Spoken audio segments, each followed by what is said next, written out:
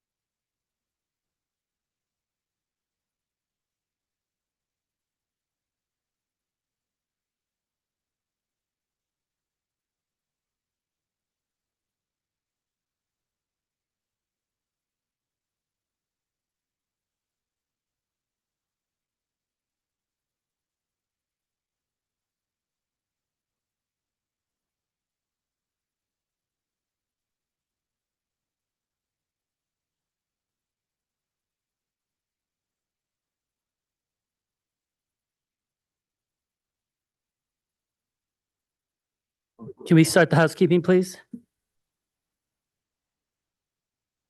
Thank you for participating in today's meeting. If attending in person, please do not connect to Zoom or teleconference while in the room, and please silence all devices.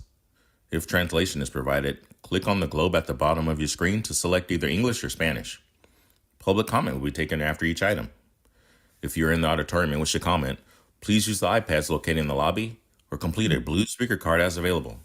If you need assistance, please find a South Coast AQMD employee. Speakers may be limited to a total of 3 minutes or less for all agenda items. Times may be shortened to ensure all speakers can be heard. A countdown timer will be displayed on the screen for each public comment. More time.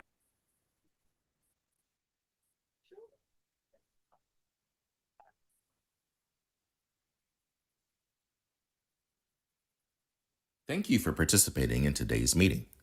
If attending in person, please do not connect to Zoom or teleconference while in the room, and please silence all devices. If translation is provided, click on the globe at the bottom of your screen to select either English or Spanish. Public comment will be taken after each item. If you're in the auditorium and wish to comment, please use the iPads located in the lobby or complete a blue speaker card as available. If you need assistance, please find a South Coast AQMD employee.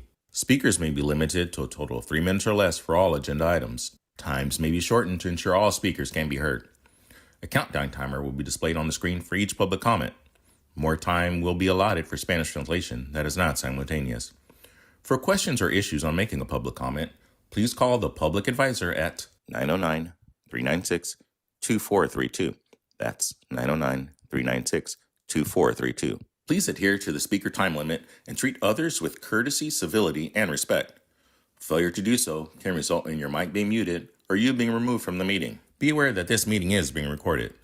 By participating, you authorize recording of audio and visual content presented during the live event and consent to subsequent use of the recording in the public domain by South Coast AQMD.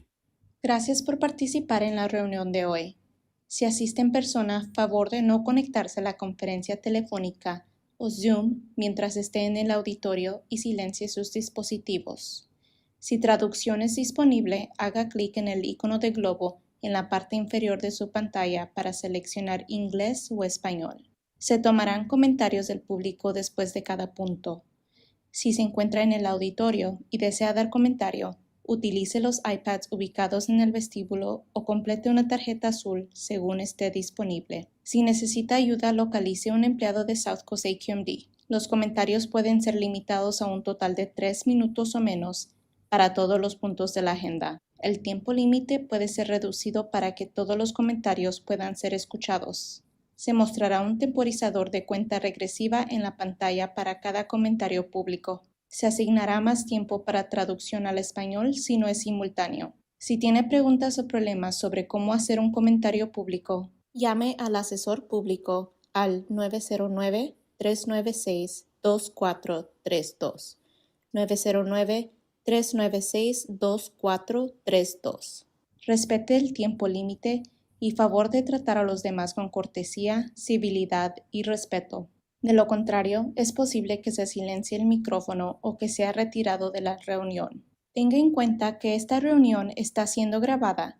Al participar, usted autoriza la grabación de audio y contenido visual presentado durante el evento en vivo y da su consentimiento para el uso de la grabación en el dominio público por parte de South Coast AQMD.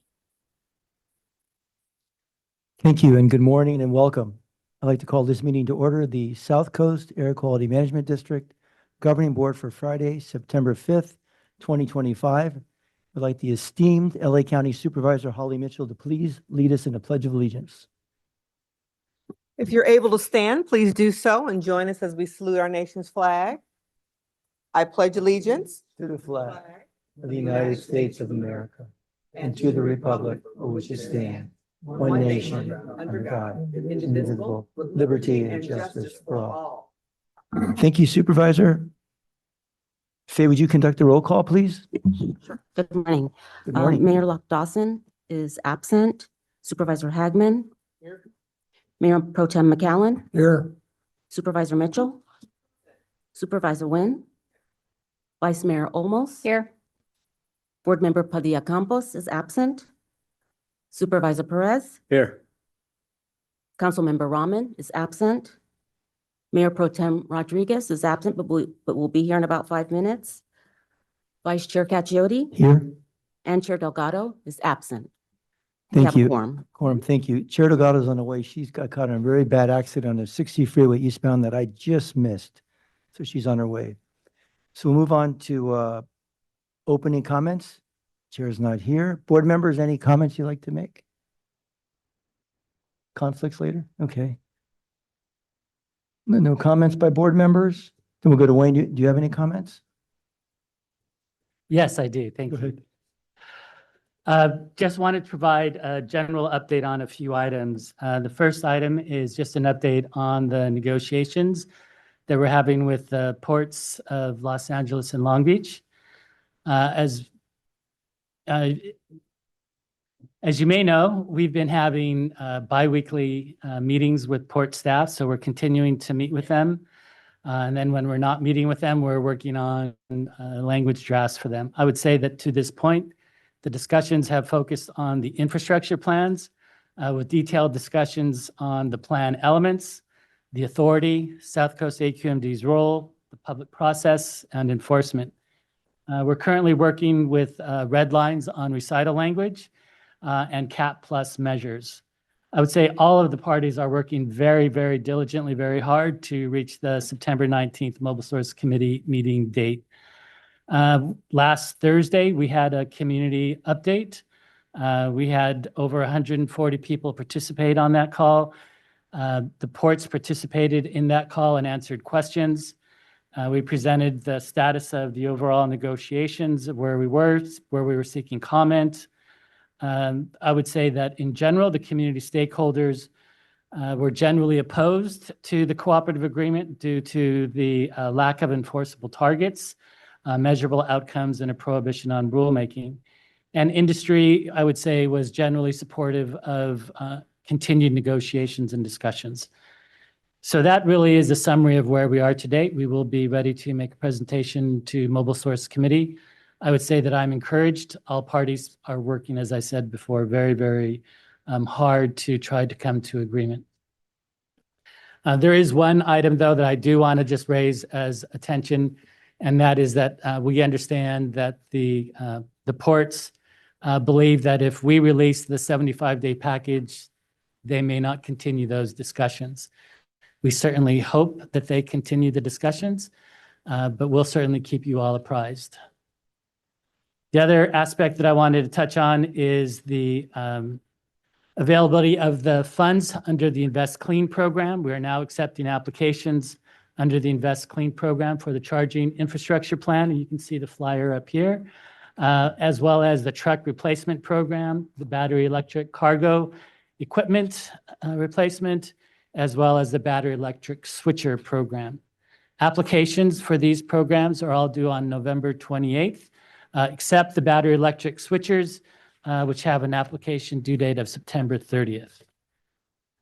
I'm also very pleased to announce the Go Zero program was launched Wednesday. And this is the flyer on the program. You may recall this is for the incentivization of installing zero-emission space and water heating technologies. This provides up to $4,000 in rebates to replace gas, space, or water heaters with zero-emission heat pump technology. And we have rebates for single-family homes, for multifamily buildings, and small businesses. These applications are being processed on a first-come, first-served basis, and while funds last. So we will continue to report on the status. As I mentioned, this was released just Wednesday, and as far as I know, we've already had over 20-some applications as of yesterday. So very quick movement.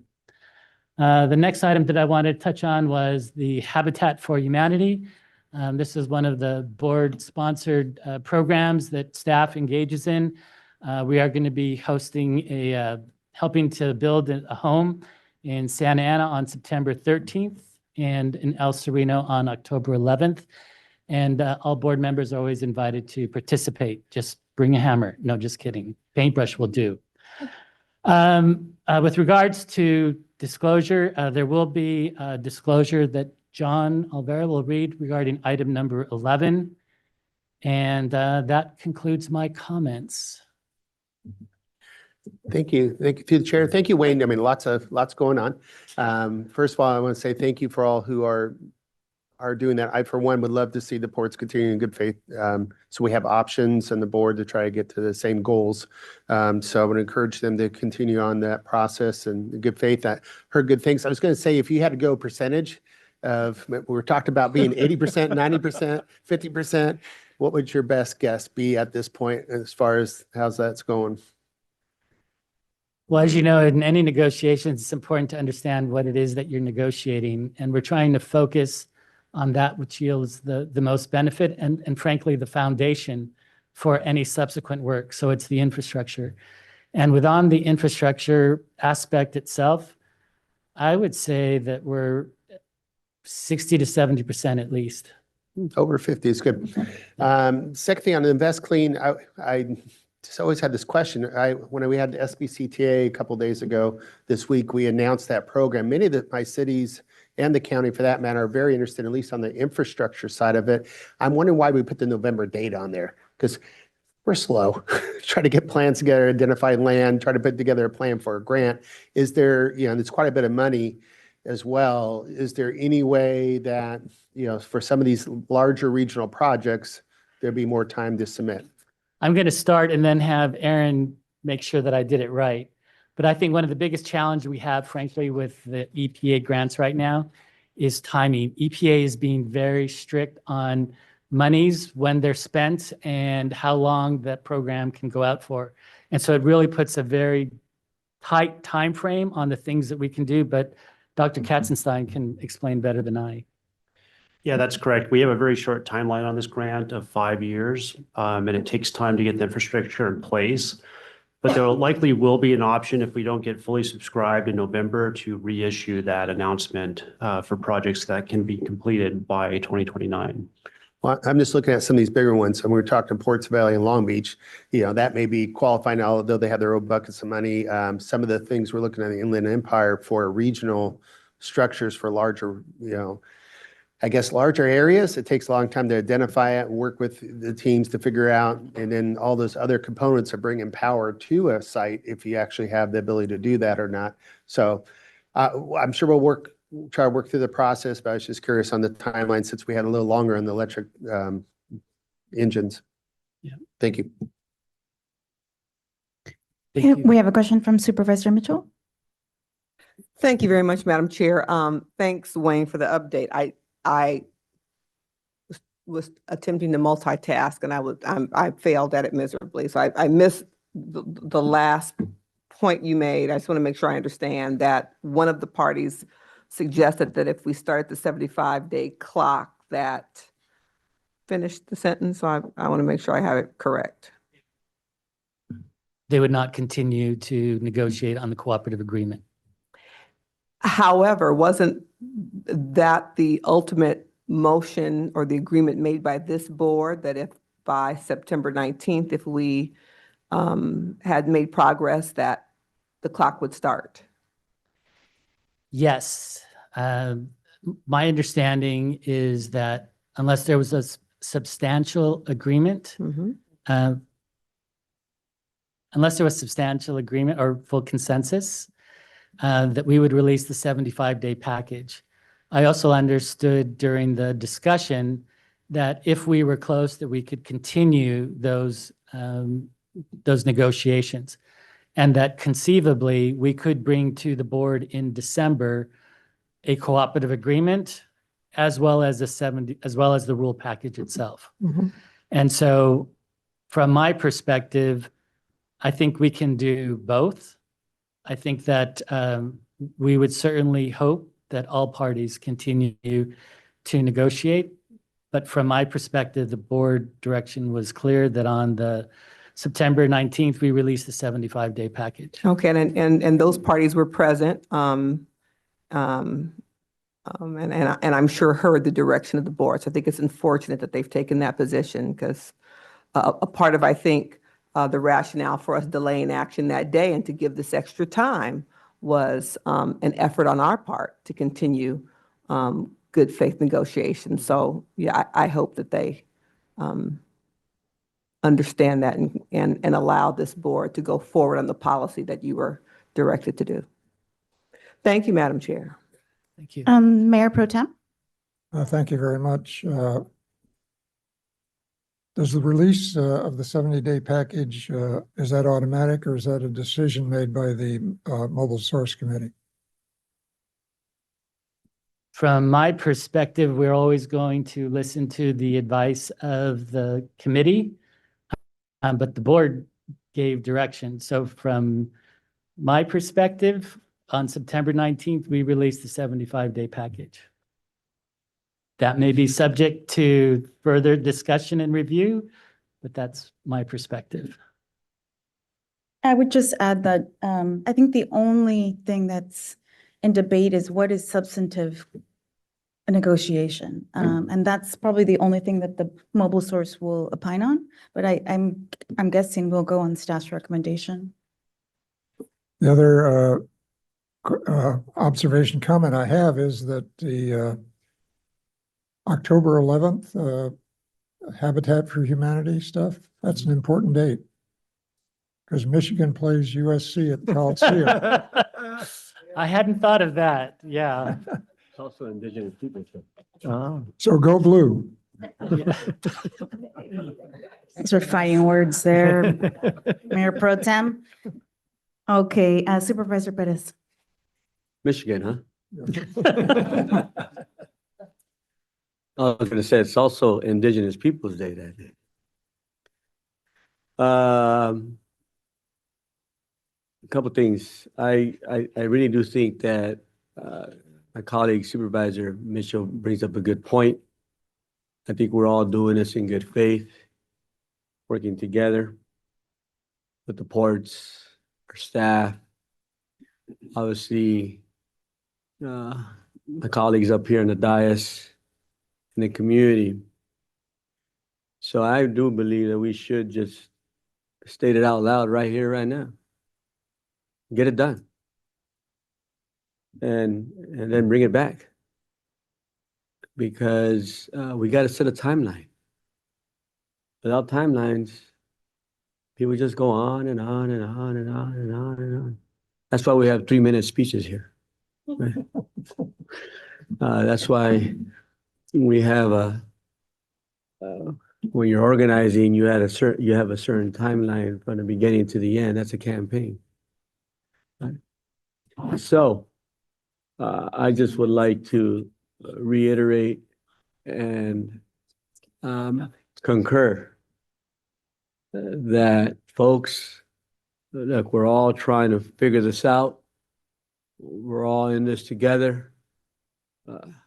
Let's set a realistic timeline and get it done. That's one. Number two, just very quickly back home, we're going to be preparing to have our Dust Summit. I think that's important, critical. It's been 2 years, maybe 3 years in the making over the course of time.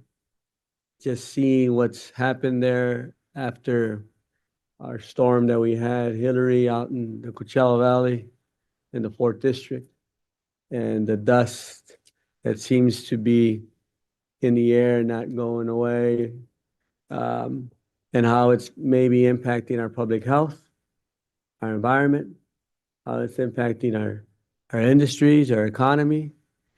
And I can't remember the potential date for that, Wayne. Does someone on staff remember that?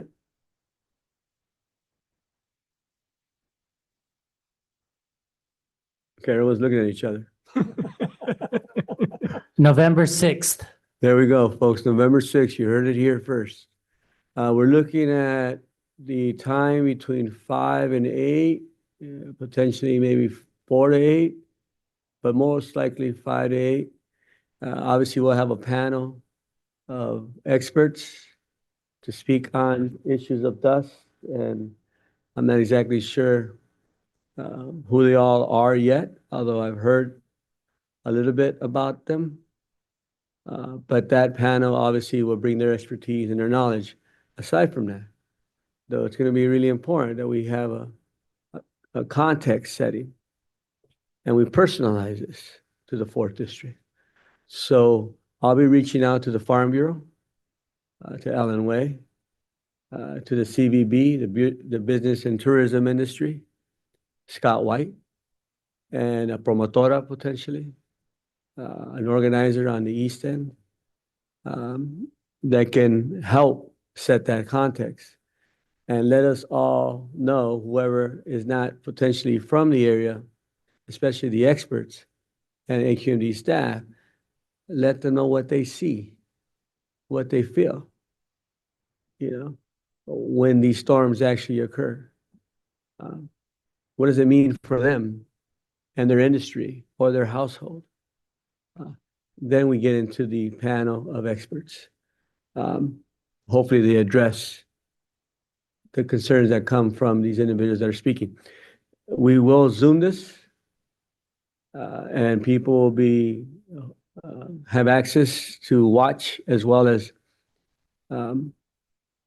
be part of the Q&A.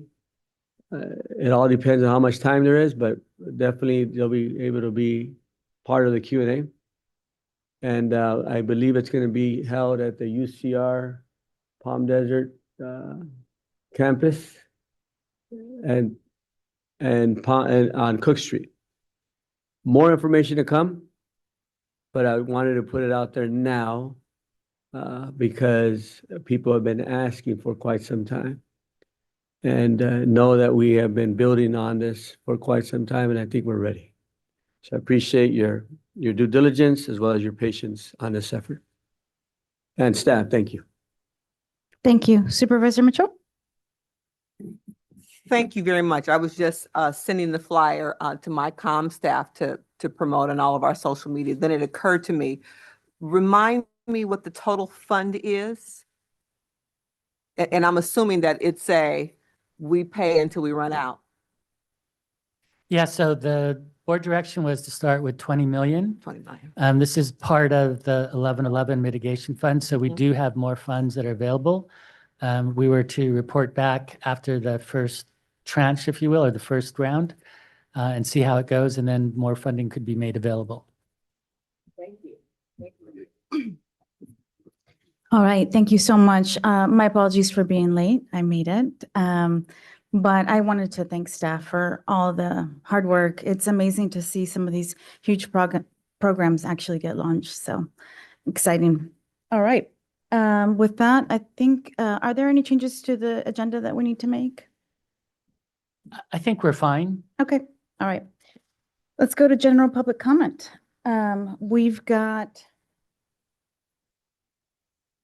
okay, before the, yeah, just so, we've got 6 people signed up to speak here. So we'll start with them, with those, and we'll keep everything to 2 minutes. Does that sound right? We have a lot of people online. Okay, Heather Tomley.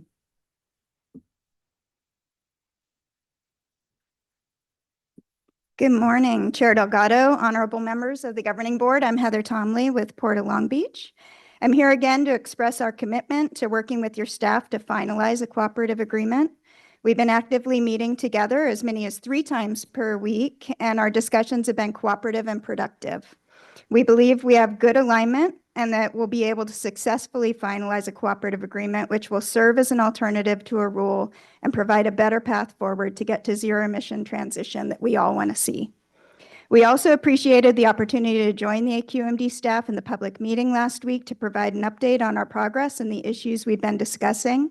We've also continued to meet with other interested parties in our own forums to engage in open dialogue about this issue. We've been working through the highest priority issues identified by your staff, including the approach to infrastructure planning, the role for AQMD, public process, how the agreement would serve to accomplish our goals in place of a rule, and the approach to enforcement, which is queued up for further discussion later this afternoon. And we continue to meet with your staff to reach agreement and negotiate the remaining language on the other CAP Plus measures. On September 19th at Mobile Source Committee, for us to continue to make progress and all continue to negotiate in good faith, it's critical that we continue to focus on the agreement and set the rule aside. It's our commitment to ensure that the cooperative agreement is the clear, successful path forward, and it's been our goal through these negotiations that we can reach that substantial agreement on the key issues by mid-September. We appreciate the opportunity that the South Coast AQMD Governing Board provided last month to allow these negotiations to proceed, and we'll continue to do our part to make sure that we're able to finalize an agreement before the end of the year that supports clean air. Thank you. Thank you. Marvin Norman, followed by Shane.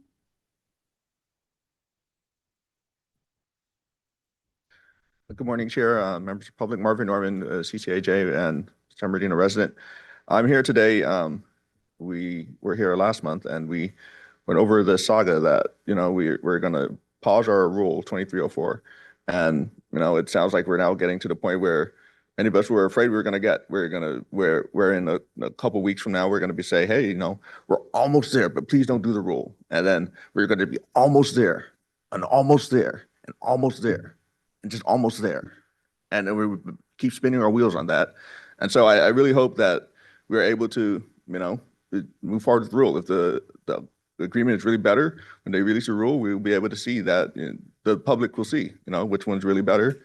And we can be able to, come advocate for it. And, you guys could vote down rules. You guys voted down the 1111, 1121. So, it's not like you guys have to vote for a rule if it's a rule that's not as good or if the agreement. And I guess there's another question. I don't know if Wayne, I know I can't interrogate Wayne, but, does the agreement have to have a 75-day package or like the similar process, or does the agreement just basically like, well, we've reached it and then it could come to the next board meeting? I think that's not something I've really heard addressed either. So once again, we want to make sure that we're moving forward with the rule. As again, like it sounded like Wayne understood, we all understood from the last board meeting that the 75-day package will come out in 2 weeks. So hopefully we can able to come and see that 75-day package at the Mobile Source Committee and be able to move forward. And, if the agreement's better and, the agreement's better and we just want to see the clean air, honestly. So if the agreement is better, that's great. But if not, we need to move forward with the rule and we can't be just there but delay the rule and keep pushing it on. Thank you. Thank you for your comments. Shane?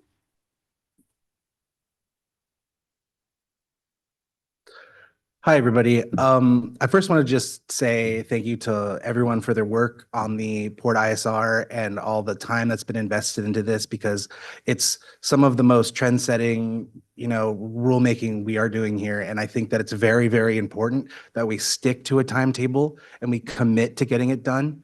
There's, in science, you always measure your outcomes by your metrics. And I feel like time is a big metric in this solution. And I think that we really need to be committed into not sacrificing public health with time. So I think that right now we have, a big opportunity to stick to our decision making. I see some of the brightest minds in the field here today, and I feel like we can get this done in the time. And the threat of, ending negotiations because we released the 75-day package isn't a good faith argument. We should really stick to the commitment that we have of getting it released on the date we set.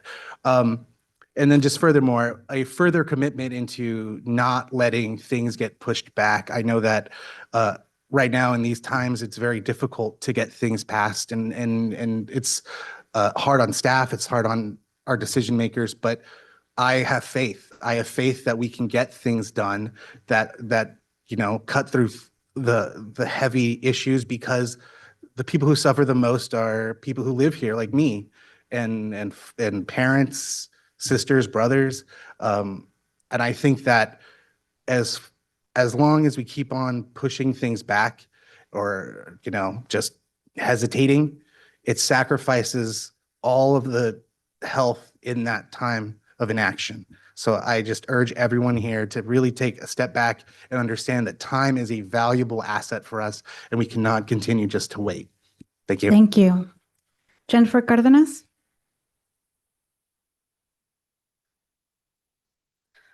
Oh, they're tall. Okay.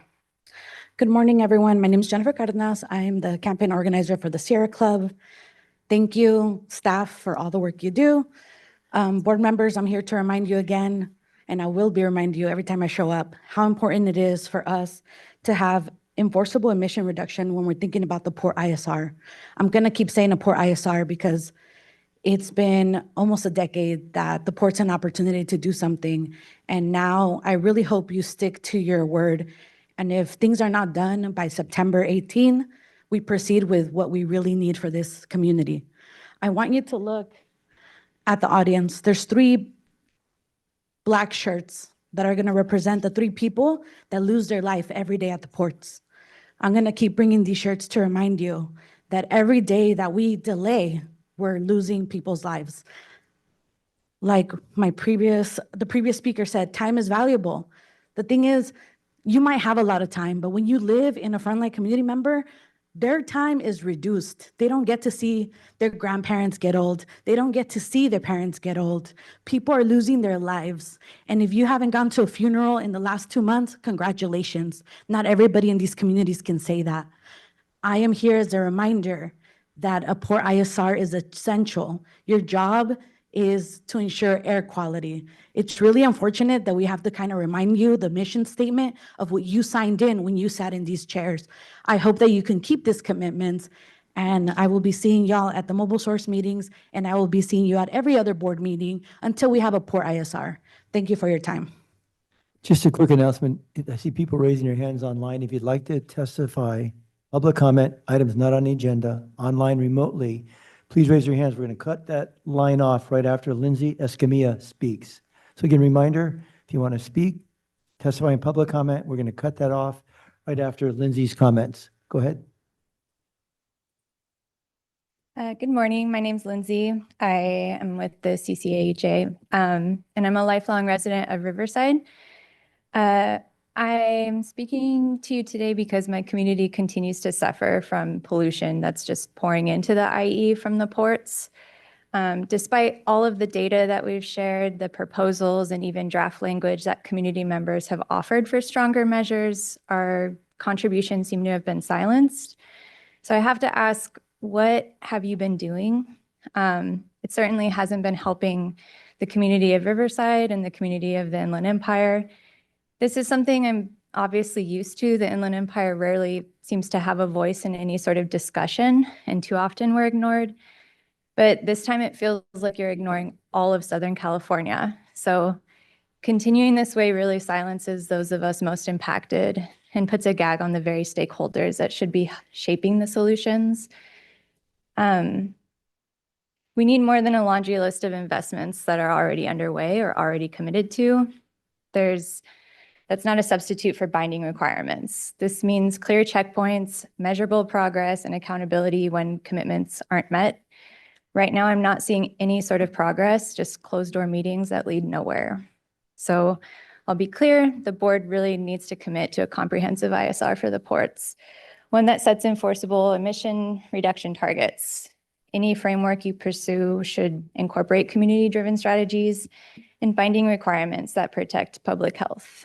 Riverside families deserve to breathe, and so do those of Southern California. Thank you. Thank you. And our final speaker here is David Lebetique. Good morning, Madam Chair and governing board members. David Lebetique with the Port of Los Angeles, here to express our gratitude to the board for affording the cities and the ports the opportunity to define a new collaborative framework between the ports and the South Coast Air Quality Management District. I would also like to express our gratitude to the staff for the commitment of time and resource and expertise to the process.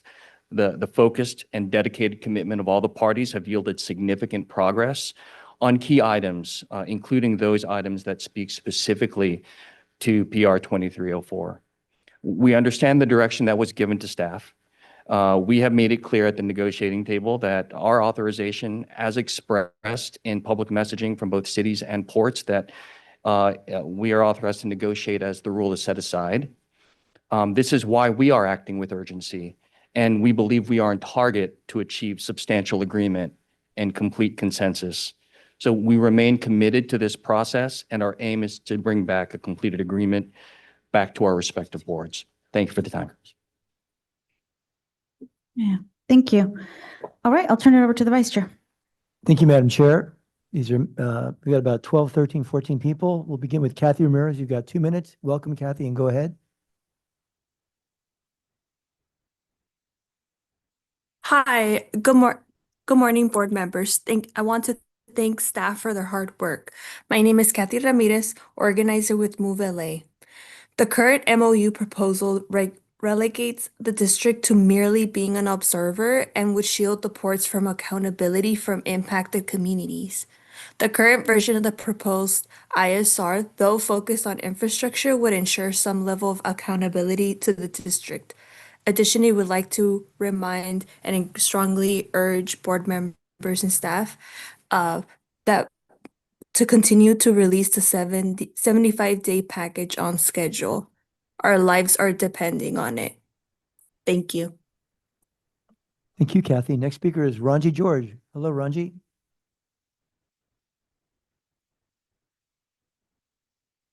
Hello, my name is Ranji George. Good morning, board members.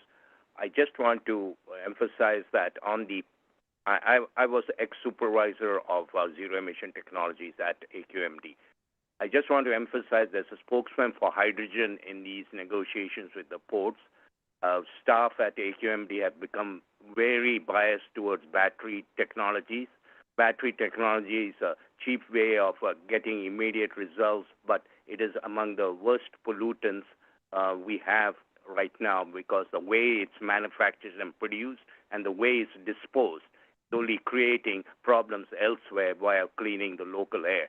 So I would urge there are members in the negotiating team that will strongly emphasize hydrogen and address some of the challenges associated with introducing hydrogen there and solar programs. The second point is I'd like to see more solar thermal technologies, as Mr. Harvey Eder has been lobbying for years, in the water heater replacement. Solar thermal is established technologies where the sun directly heats the water at residences. These packages can be promoted in Southern California, and I hope you can utilize the vast resources of the sun we have here locally. So I urge you to think outside the box and to be aggressively promoting it. We did that in the late 90s, and we achieved amazing results. So I hope you continue that tradition. Thank you. Thanks, Ranji. Next speaker is Michelle Grubbs, iPhone. Go ahead, please.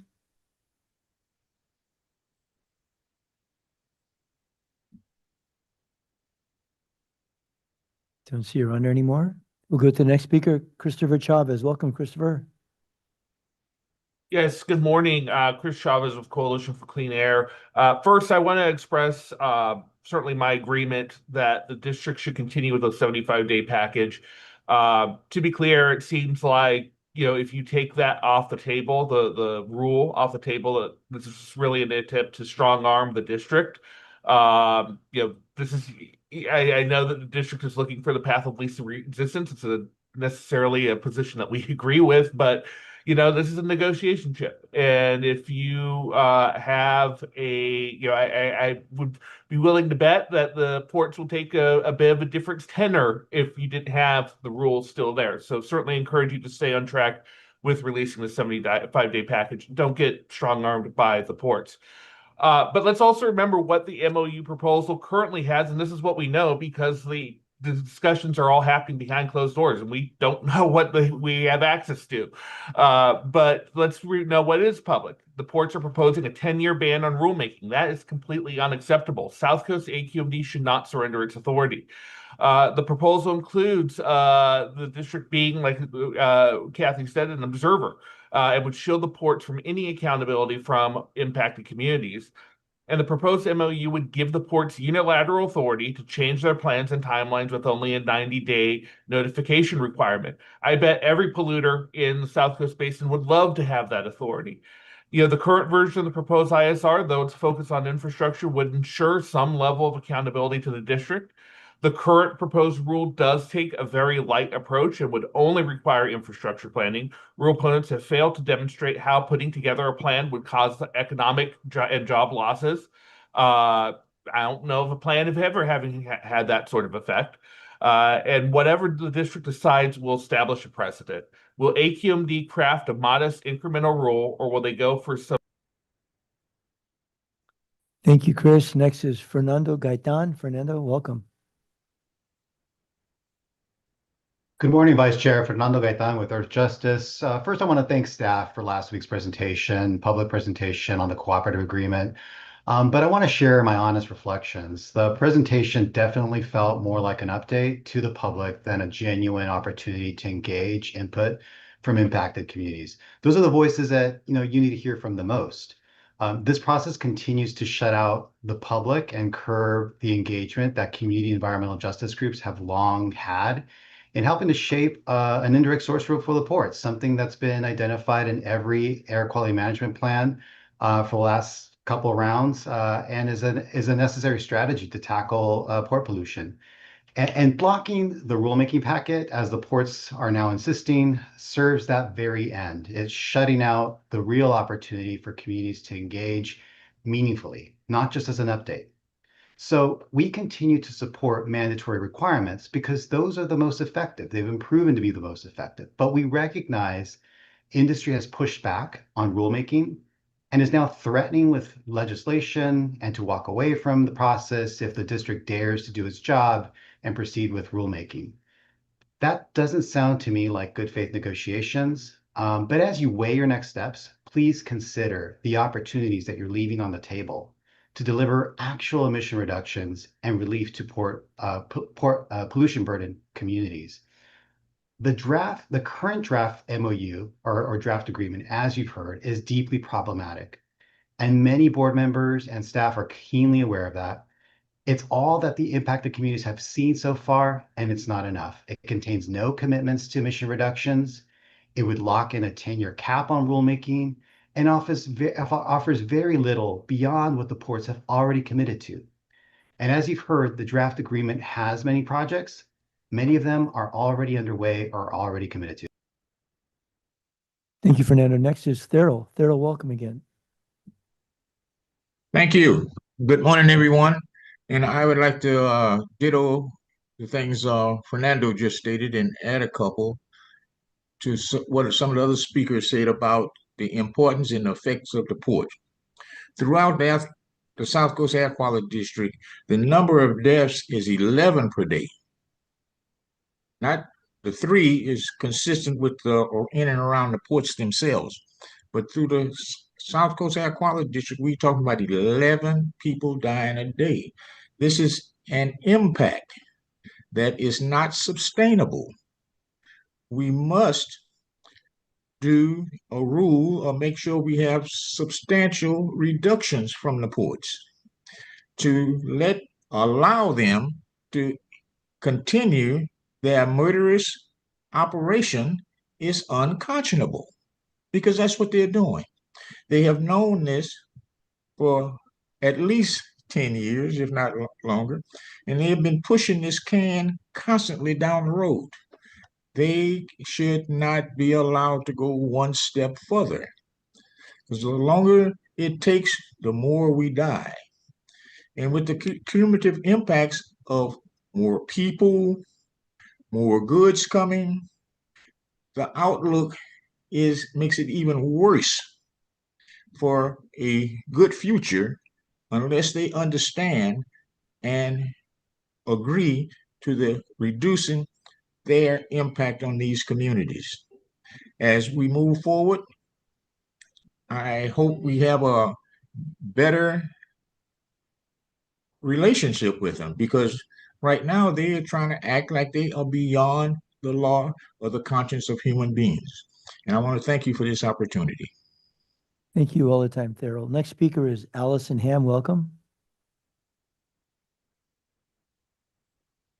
Hi, good morning. My name is Allison Hom. I'm an attorney with NRDC.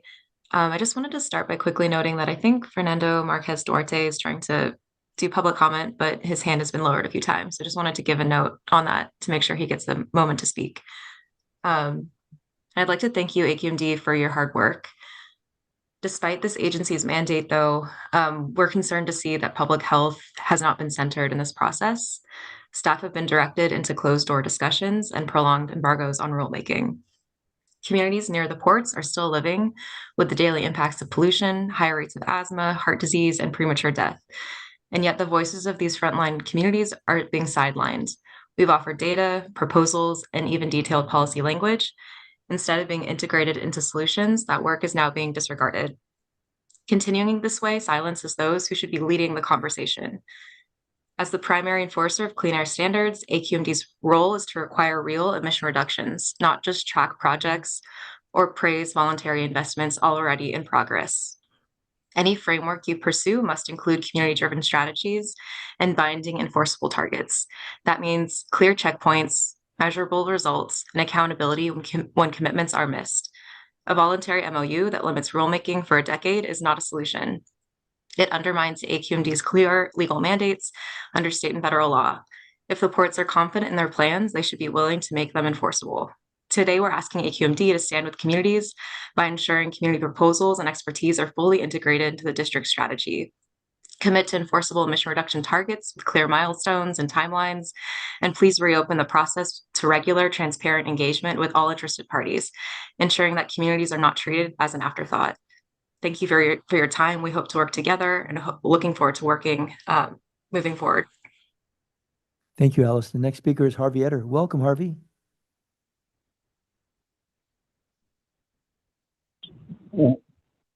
Hello, am I being heard? Yes, sir, Harvey, you are. Okay. My name's Harvey Etter. I'm speaking for myself, Public Solar Power Coalition. I'd like to thank Ranji for his support on solar thermal and incorporate by reference the last meeting of the Technology Committee, also for Thale and for the fellow from the Sierra Club and Chavez, okay? We are giving legal notice that we are filing against you, given in the past, in a citizen suit and pursuing all other legal options. The 28th meeting, we talked to Faye yesterday, and we could not get in to see the agenda for this meeting. And we brought that up to senior staff, and it's not resolved. They said that the meeting was not recorded on the 28th. It was taped but not recorded. That's outrageous after 4 private meetings.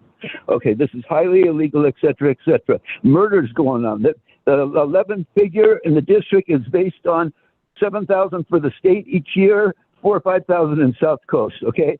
There is a 1 to 1.5 million in the country that die, according to Lancet, each year. We're 12% of the population. It's 150,000 to 200,000.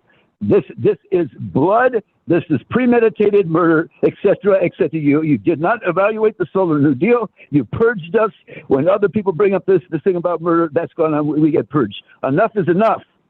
So all this violation of the Brown Act and stuff's illegal. We could not get in to see the agenda, and his meeting on the 28th was purged and it's not available, and it has to be remedied. And we need injunctive release now, and we're shouting out to folks to join us in that and other options to try to grab a hold of this thing and deal with it for real instead of the kind of crap that's going on. Enough for now. And we're looking at all other legal options, all right? Straight up. Put on your thinking cap and imagine what that means. Enough for now. Thank you, Harvey. Our next speaker is Al Sadler. Welcome, Al. Usual question, can you hear me okay? Yes, sir. Okay. So thank you to the board and staff for the work you do to protect public health. However, in spite of the progress that's been made over the past decades, there are still too many people living with diminished health and decreased lifetimes. I'm going to go sideways a tiny bit and remind you also that all animals and plants can be damaged by smog. We're not the only animals with lungs. And there are also non-living materials that are damaged by smog. These are all economic damages that typically are not included in cost-benefit analyses and just might make it more likely that cleanup measures would look economically feasible. And with regard to the ports, the port operators and such should not unilaterally be able to say whether or not they can meet certain measures in their own time. Obviously there needs to be time to get infrastructure built, but there need to be definite, firm deadlines for getting that done. Thank you. Thank you, Al. Next speaker is Thomas Hellenick. Thomas, welcome. Thank you. Thank you, Chair Delgado, Vice Chair Cacciati, and board members. My name is Thomas Jelenich. I'm with the Pacific Merchant Shipping Association. I want to thank the board for creating the opportunity to negotiate the cooperative agreement. This approach has the support of the maritime industry, the ports, and most importantly, the mayors of LA and Long Beach. The cooperative agreement goes beyond what is possible through rulemaking and provides a framework for future emission reductions that builds on the 91% reduction in diesel emission reductions achieved by the ports, terminal operators, ocean carriers, and other maritime stakeholders. PMSA is supportive of the cooperative agreement and encourages the board to continue to support their staff, the mayors of LA and Long Beach's staff, and the port staff in concluding the agreement. We believe that substantially concluding the negotiations and reaching substantial agreement by September 19th is absolutely possible. The best course of action is to conclude the negotiations on the agreement, making the release of the 75-day package completely unnecessary. In the words of Supervisor Perez today, we urge AQMD staff, mayor staff, and port staff to get it done. Thank you for your time today. Thank you, Thomas. Next speaker is Daryl Gale. Welcome, Daryl. Hello. Thank you, board. I live in downtown Los Angeles, a few blocks south of Union Station, and 6 feet from the Purple Line extension. I watch the BNSF trains from my only window 24/7, carrying all kinds of toxic who knows what. And on top of that, I see Amtrak as well as all our commuter trains. What is bad about living in downtown LA is I have noticed as I walk around, and I have lived downtown since 2009, I get coated with black soot just from walking to the library, to the gym, going to the pharmacy, whatever. I can wash off the black soot from my body, but I sure can't wash it out of my lungs. We are all suffering. Even if we don't live directly near the port, we are all suffering from horrible air pollution. That's it. Thank you, Daryl, for your comments. Next speaker is Christian Tapia. Welcome, Christian. Hello, good morning, AQMD board and staff. My name is Cristian Tapia Delgado with Pacific Environment and a Long Beach community resident. I'm commenting in support of the agency moving forward with a ports ISR. Community was very blindsided last month when the ISR working groups were canceled, followed by a pause to rulemaking and the release of the rule package. We've been ready to engage in these workshops and continue to work on strengthening a rule that is already a compromise at it, as it only focused on infrastructure rather than much needed emission reductions. The draft MOU doesn't help us answer the question of how we're going to reduce emissions, what quantifiable benefits we can expect to see, and how we're charting a pathway to zero emission shipping, which continues to be the most polluting category of emissions at the ports. Most, if not all, the CAP Plus measures focused on clean ship enhancements are things that the ports have already committed to doing outside of these MOU discussions, either as part of their original CAP or because of state regulation. And community has been pushing for an updated CAP for years, but that's something that the ports could have done on their own, not as a replacement to much needed rulemaking and regulation from the AQMD. And so I ask you all, what benefits are we really getting, and how does this go beyond the rule, especially when you'd be giving up your regulatory authority for a decade? And our communities can't continue to wait for a decade. As you've heard from other folks commenting today, we need emission reductions, which the port's ISR is a start at doing, even if it does just focus on infrastructure. We ask that the board move forward with the release of the 75-day package on September 19th, as it's the last opportunity to ensure that this rule is heard this year. Thank you. Thank you, Christian. Next speaker is Grashna Mobir. Welcome, Grashna.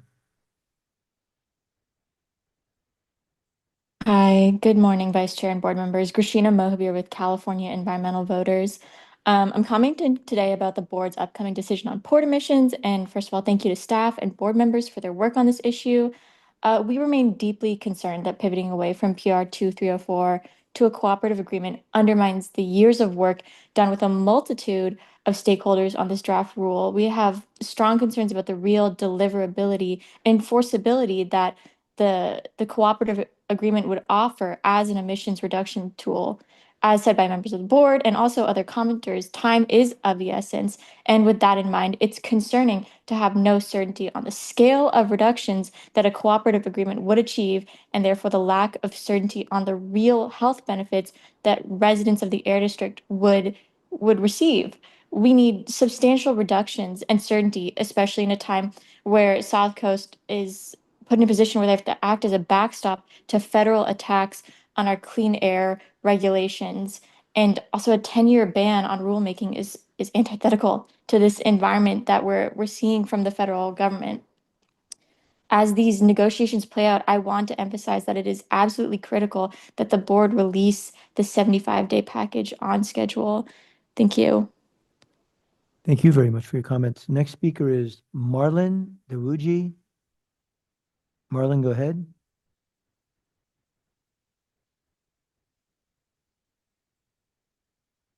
Marlon, go ahead. Hi. I apologize in advance if there's some background noise, but my name is Marlon Dewuji Vargas, and I'm speaking today as someone who works in the healthcare setting in Long Beach and surrounding communities, which we all by this point should know are the most at risk for respiratory illnesses, simply because of the amount of contaminated air that they are breathing in. We do our best to provide support and respond to the high need in families whose children cannot breathe, and guardians who have to miss work to take care of sick family members, in hospitals over capacity with ER visits from respiratory complications, all reactive steps that come only after the harm is done. Communities near the ports remain on the front lines of asthma, cardiovascular disease, and premature deaths, all linked to port pollution. Public health is at risk, and a voluntary MOU does not provide binding enforceable requirements needed to actually reduce emissions. People's lives are not negotiable. The longer we wait to put in place preventative measures, the more at danger our people, the people who you are meant to represent, are placed in. Public health should always be our priority. Thank you. Thank you, Marlon. We now have our last speaker, and Fernando Marquez Duarte. Fernando, go ahead, please, and welcome. Thank you. My name is Fernando Marquez Duarte from the People's Collective for Environmental Justice. Fernando, try to speak up a little bit. We can barely hear you. We want to hear your comments. Yeah, can you hear me better now? Yes. So again, my name is Fernando Marquez Duarte from the People's Collective for Environmental Justice. Fernando, we're losing you And again. We can't hear you. We had this problem. so I just wanted to thank the Maybe just board speak and really the loud. I'm not sure what the problem is. for sharing the updates from negotiations. However, it was mentioned that the ports answered questions in the webinar last week, but they didn't answer any specifics. They didn't answer any specifics about enforcement discussion, so it wasn't really a public meeting. It was just a webinar. And we need enforceable emissions reductions. The goal of the districts, as several of my colleagues have mentioned, is to address air pollution and their impacts on our communities. And the cooperative agreement does not offer anything on that side.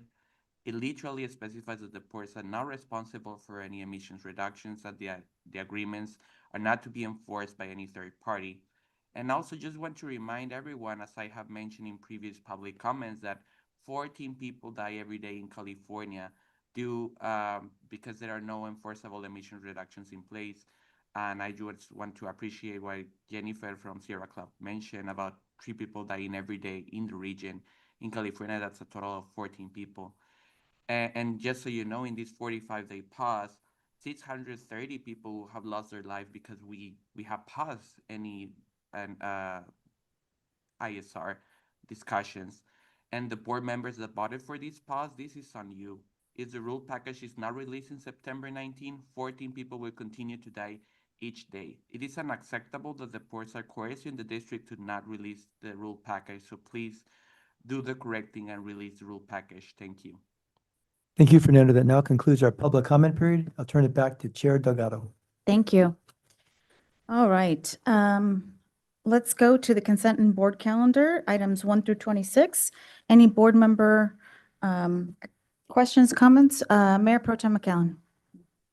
Thank you very much. Just a disclosure for item 10, I do not have a financial interest, but I am required to identify for the record that I am a regional council member for the Southern California Association of Governments, which is involved in this item. Okay.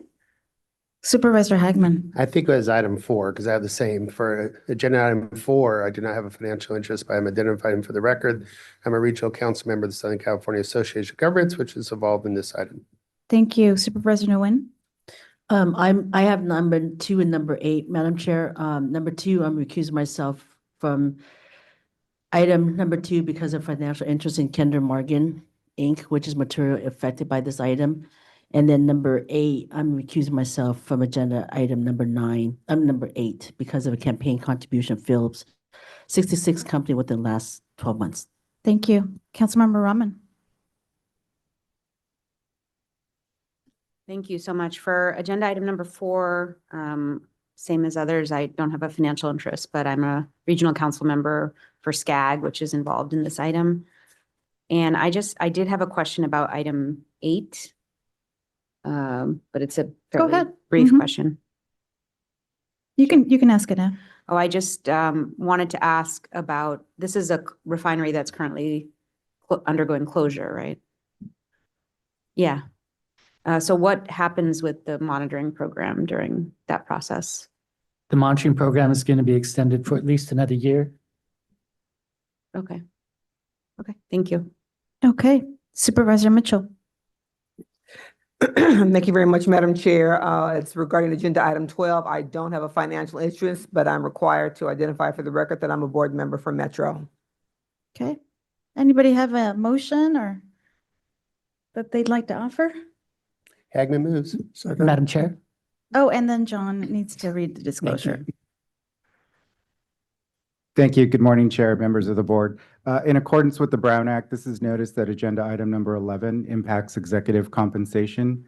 It seeks approval of an increase of $110 per month to the employer contribution for health insurance to cover 2026 insurance rate increases. The item applies to non-represented employees, which includes executive staff, as well as the Teamsters bargaining units. Thank you. Okay, thank you. All right.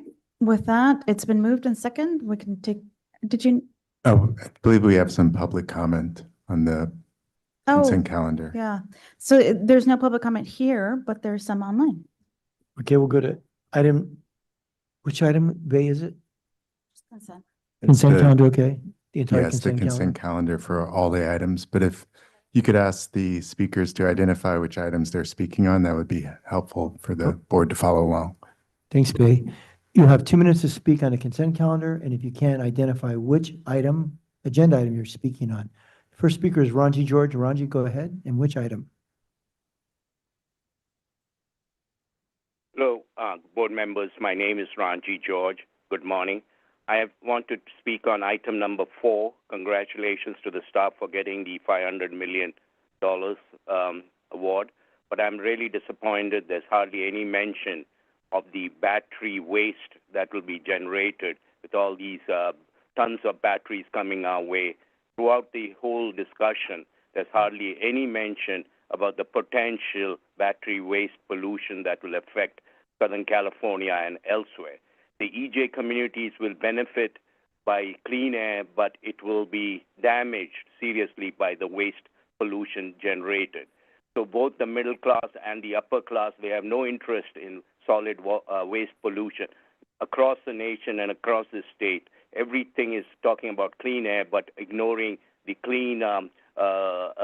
the other impacts, the environmental effects that will affect only the EJ community, namely the pollution part, the solid waste pollution part. Secondly, I'm disappointed that you haven't figured out that the current traditional battery technology, lithium, nickel, cobalt, is fraught with problems. First of all, nickel and cobalt as toxic materials. Those involved in mining nickel and cobalt in Africa, Indonesia, the workers are being health affected seriously. I would urge you to look more into the lithium iron phosphate material, the alternative. China is pretty advanced in it, but still it has far less impact environmentally than the current technologies. And the materials are plenty. There won't be any global wars on the supplies involved for these particular lithium phosphate technology because it's plentiful, abundant than the other one. So I would urge you to look into these alternate technologies. Thank you, Ranji. Next speaker is Ramin Ross from WISPA. Go ahead, Ramin. Good morning, governing board members. My name is Ramin Ross, and I represent the Western States Petroleum Association. I'd like to speak on agenda item number 2. WISPA and its members have been engaged in the proposed amended Rule 301 rulemaking since the original proposal was presented back in March. And we appreciate the time and effort that staff has taken to answer our questions, discuss our issues, and make the updates to the proposal. While we do still have a different perspective on whether certain costs should be included in the Rule 1180 costs, we want to take this time to express our appreciation for the productive meetings that we've had with staff during this process. Thank you for your time. Thank you, Ramin. And our final speaker is Harvey Etter. Harvey, welcome, and please again identify which agenda item you're speaking on. Hello there, am I being heard? Yes? It's Harvey. Yes, my name's Harvey Etter. I'm speaking for myself and Public Solar Power Coalition, etc. In reference to all these items, and especially emphasis on the $500 million in number 4, I agree with Ranji and a lot of his comments and also that we did a study 45 years ago with the PUC, the Low Income Solar Equity Program, that has been trashed and thrown away in different things and never evaluated, like the Solar New Deal has not been evaluated for the 16 plan. It's totally illegal. And it says Sunshot was modeled after Moonshot. This item is not on the agenda. We can move on. That concludes our public comment portion for the consent calendar, Madam Chair. Okay, let's do a vote on the consent calendar. It's been moved for approval.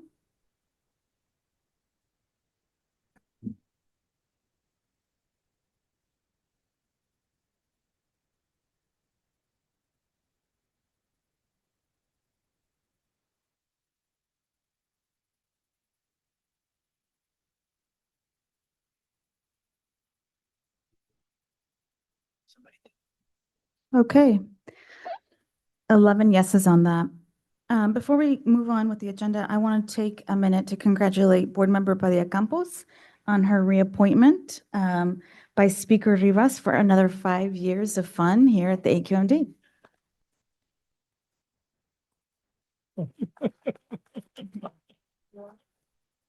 Congratulations. Supervisor Nguyen, do you have a comment? Your hand? No? Request to speak? No? Okay. All right. So that takes us to the presentation. Item 28. All right. Good morning. Thank you, Chair. Good morning, board members. I'm Jason Aspel, Deputy Executive Officer with the Engineering and Permitting Department here at South Coast AQMD. I'm going to be providing a permitting update for the implementation of Rule 1109.1. Next slide, please.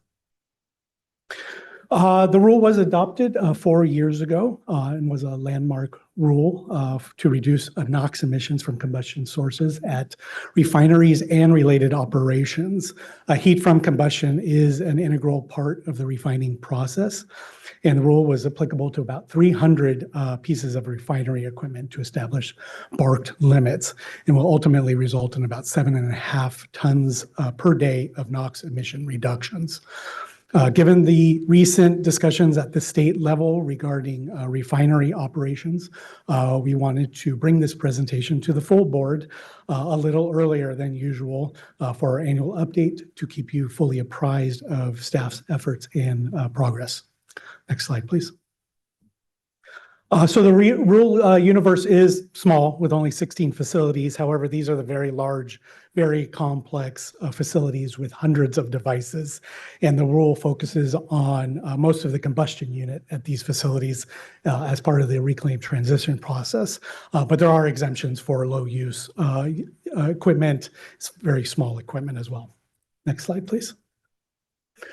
So in order to achieve these huge emission reductions, the rule was crafted with flexibility for each of the refineries' operations in order to achieve NOx BART levels in aggregate. The rule allows for each facility to submit implementation plans for their projects, and permit application dates and construction timelines are phased in over time to fit with the refinery's turnaround schedules. Because of the complexities and the impacts of these shutdowns, these turnarounds are typically scheduled years in advance. As a first step in this rule, implementation plans have all been approved and posted on our website, and there are 2 facilities requesting to modify their approved plans, and those are in progress. Next slide, please. So here you see the phased approach of this rule with the initial application wave that is approaching a pause.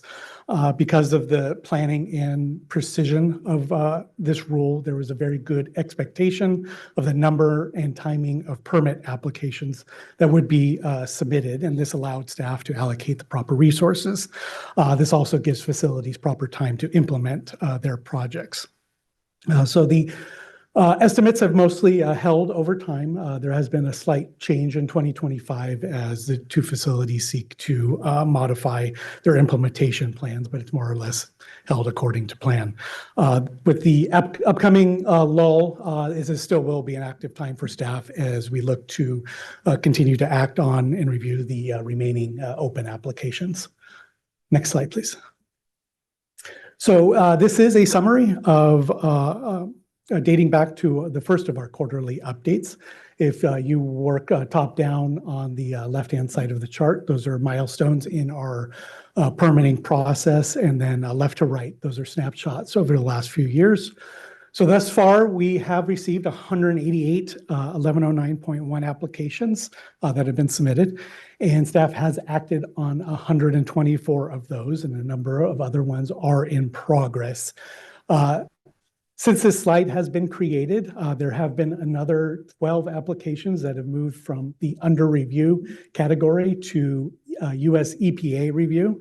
And if everything goes smoothly in October, the issued number should raise to 136.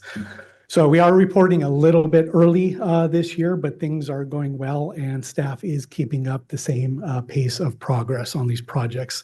And we project that the majority of this existing workload should be done by the end of 2026. Next slide, please.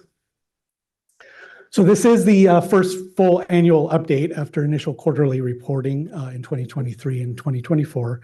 The board requested this reporting because of the magnitude and importance of this workload. And there are also concerns of pandemic level staffing at that time, and those have since been resolved.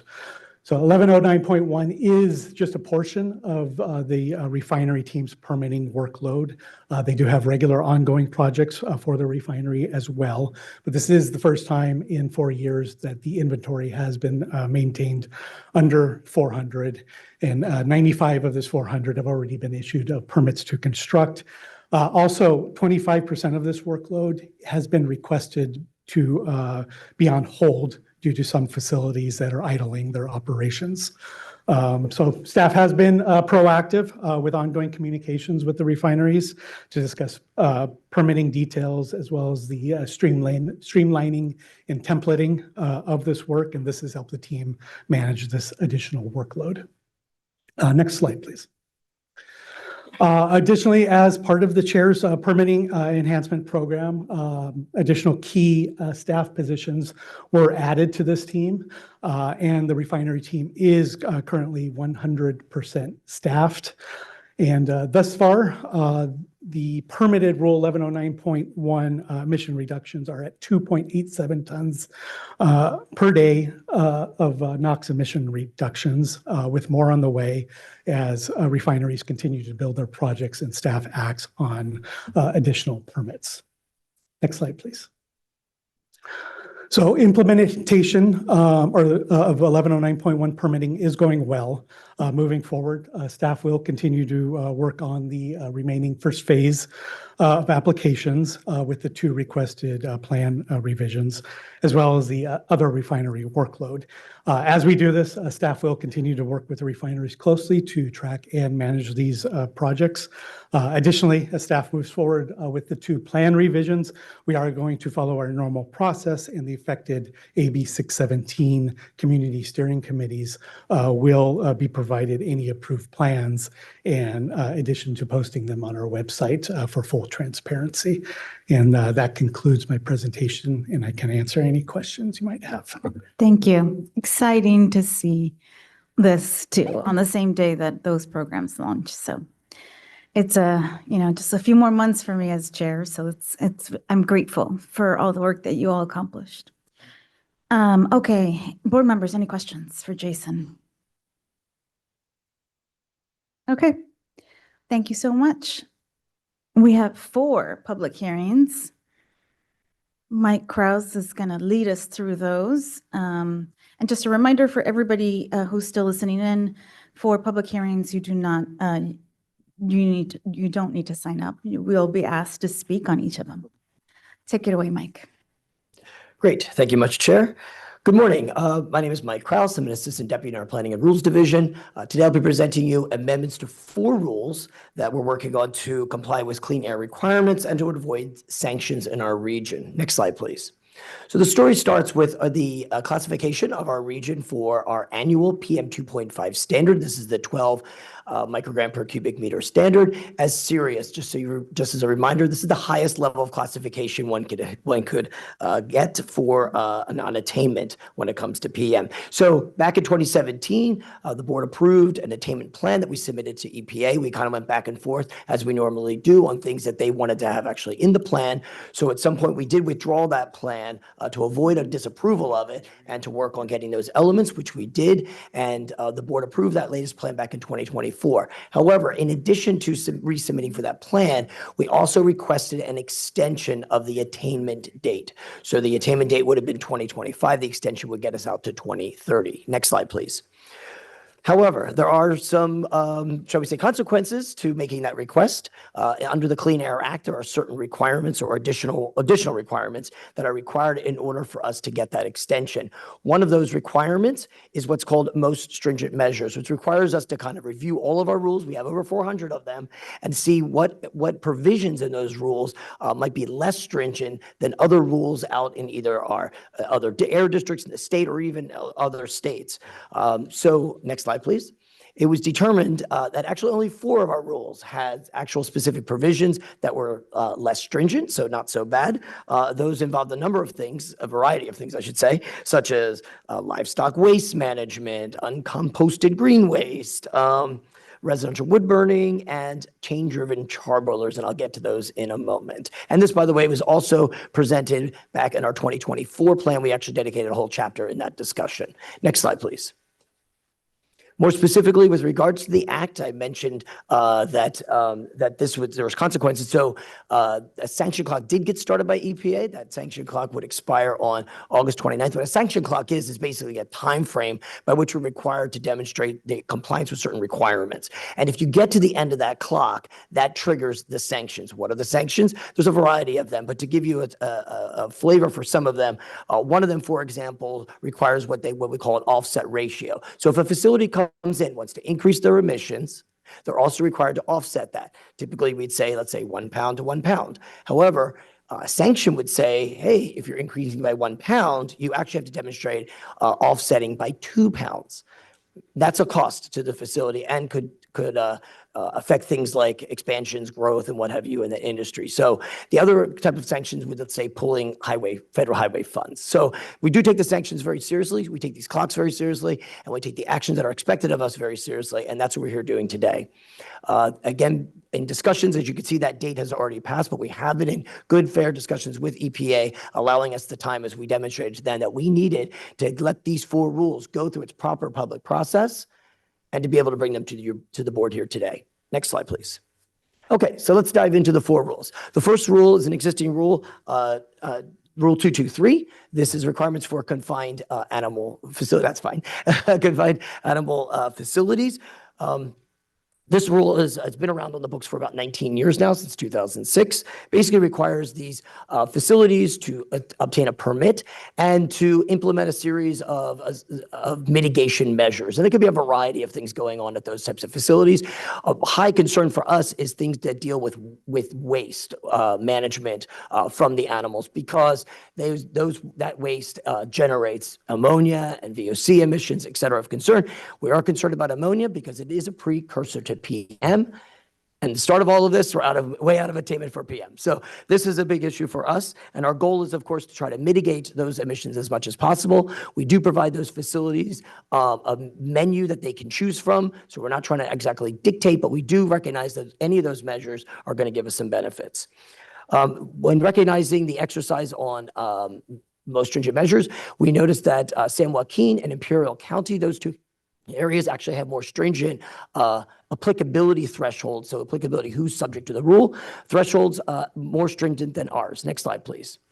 So what specifically do they look like? So on the right there on the table, you can see that middle column is what our existing rule considers applicable to the rule. So 1,000 dairy cows, so many chickens and ducks. And then, of course, the more stringent rules out there, again, in San Joaquin and Imperial are lower. So again, to comply with most stringent measures, we're proposing to lower our applicability threshold for those facilities.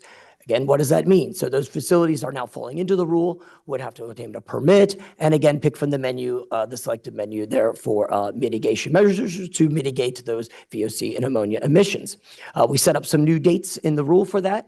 In hearing back from the stakeholders, one of the things that the stakeholders raised, which kind of resonated with us, was this idea that because these are future dates that they submit and they implement the measures, that, hey, I might not be in operation at that future date. Or maybe in that future date, I'll be under that applicability level. So for me to kind of take action right now might not be the case in the future. So we recognize that, and we thought, so we incorporated a provision in there to allow basically an alternative pathway for folks to submit for free a notice of intent if that they believe turns out to be their future situation. Of course, over time, if that turns out not to be, then it pivots back and you're then required to continue to submit the permit, mitigation measures, et cetera. Okay, next slide, please. For the impact of this, we're looking at 12 dairy farms. We didn't find any facilities with chickens or ducks that fell sort of lower in there, which means that our chicken and duck population in our farms are very large already, and not necessarily small ones, but a little different for the dairy farms. 7 in San Bernardino, 5 in Riverside. We do see that with some of those mitigation measures being applied in the case, let's say, again, I'll use the example of waste management, about a lowering of 0.17 tons per day of ammonia. Again, very important because it's a precursor to PM. This would have a minimal impact on some of those facilities because they would have to apply for a permit and an annual renewal. But again, for the over time, it flattens out. For small businesses, about 50% of that is our consistent application and approval allowance. And by the way, just so you know, there's about we estimate there's at least 3 of those facilities that would be considered small business. Next slide, please. So on the socioeconomic impact, you can see there's a range there of what that would cost if they implemented some of those mitigation measures. There's a little uncertainty. There's a lot of them already comply, already do these things, do this activity already. So it's just doing more of it. And then there's really no physical modifications we anticipate, so that we would consider not significant or CEQA and issue a notice of exemption. Okay. Let's move on to the next one. So our next rule is 445. So this is wood burning devices at residences. Next slide, please. This rule has been in effect for over 17 years now, back in 2008. We've seen it very effectively to reduce those PM emissions for residential wood burning. The idea was that we would declare what we consider, and you probably already see it today on the news, when the weather forecasters or whoever say, this is a no-burn day. And that's what they're implementing, basically, this rule. And the no-burn days are defined when we decide that when we forecast that particular day could have high levels of PM, so we don't want to add on to that. And so therefore, we would like folks not to burn wood at their residences. With regards to new installations, however, ever since 2009, the rule does prohibit installation of any new wood-burning fireplaces. Next slide, please. Okay, so what are our proposed amendments? Some of the other jurisdictions, such as Bay Area and San Joaquin, actually have a lower curtailment threshold. Curtailment threshold is basically the threshold by which we use to forecast whether there's going to be a high PM day. We are currently at 29 micrograms per cubic meter. There's other regions actually use 25, so a lower curtailment to trigger that no burn day. So we're proposing to lower that. That means about 10 additional no burn days in a given year. There's also a removal of an exemption. So on the right, you could see there were some reasons we had a number of exemptions already in the rule with regards to no burn. So if you're in a high altitude area, we call a no burn day, it wouldn't necessarily apply to you. Similar to those folks that don't have natural gas service, those folks that are solely dependent on a wood burning for heating purposes. We don't want to change any of those exemptions because there's real value to them. However, back in the day, we had an exemption for what we call quote unquote low income, and that is not in any of the other rules that are in the other jurisdictions. So our proposal is to remove that. We also thought, though, in analyzing this, because we are concerned when we see something like this, is what that impact would be. And from our perspective, it seems that when it comes to a low income, the biggest concern would be that needed that wood burning for heating. And we're not removing that exemption from from the rule. So we think that they'll still be benefiting from what we would believe would be most important for them. Next slide, please.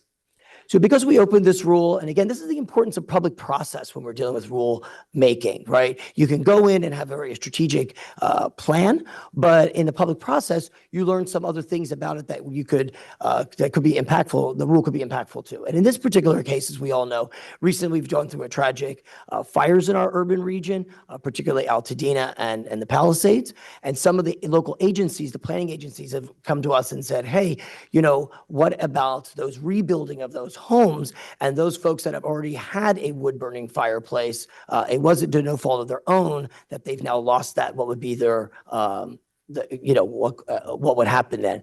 Currently, because the rule, again, for new development would say prohibit that wood burning fireplace seems a little unfair when you think that they did not cause that fire. It was a natural disaster. So we've added a provision in the rule to allow for those folks due to a natural disaster that already had an existing wood burning device to be allowed to reinstall that at their home.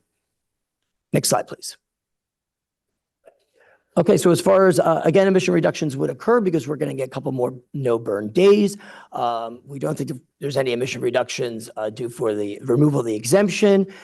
Any of the costs will really be minimal because a lot of times when it comes to a no burn day and allowed to do it, a lot of that's going to be for, ambiance or aesthetic purposes. Because again, if you need it for sole source of heating, that exemption stays. Next slide, please. Minimal impacts on the socioeconomic side of things. One of the things that our economists were looking at were things like, would the sale of wood be prohibited? And it's not, so that line of business and economy would not be impacted, for example. No significant adverse impacts on the CEQA side, so we're looking for a notice of exemption. Okay, next slide, please. On to our third set. Okay, so these are a series of rules focused on composting, and a number of rules. Each one of these sort of have a different angle, whether it's you're dealing with things on a direct land application, whether you're dealing with chipping and grinding, whether you're with co-composting, et cetera. These rules have been in effect for about 22 years now. And again, we're just looking at one narrow area focused in on for most stringent measure. Next slide, please.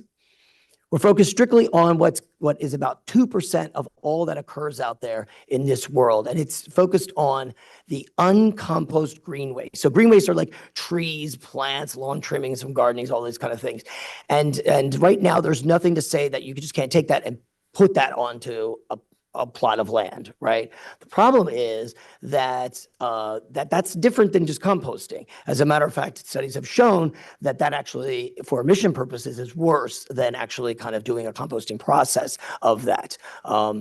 Because as we all know, there's a procedure to keep those things composting and doing its biological work. So we focused in on this particular area in our 2024 AQMD. Next slide, please. And basically concluded that we can help minimize those emissions coming from this direct land use application of uncomposted green waste if we require that the suppliers of those, which is standard practice currently in these rules, but the suppliers of those will sell that material or provide that material to a location that will either do one of two options: till and plow the material, or cover it up with a finished compost. And that will help minimize those emissions. Next slide, please. Some other things we are doing in the amendments, we noticed that there was an exemption provided, a previously exempted co-composter who basically have already been following some of these procedures already kind of basically complying with the rule. We decided to bring them into the rule. We've also done some administrative changes, again, hearing from stakeholders, eliminating some registration process, eliminating some fees, streamlining the reporting, simplifying that.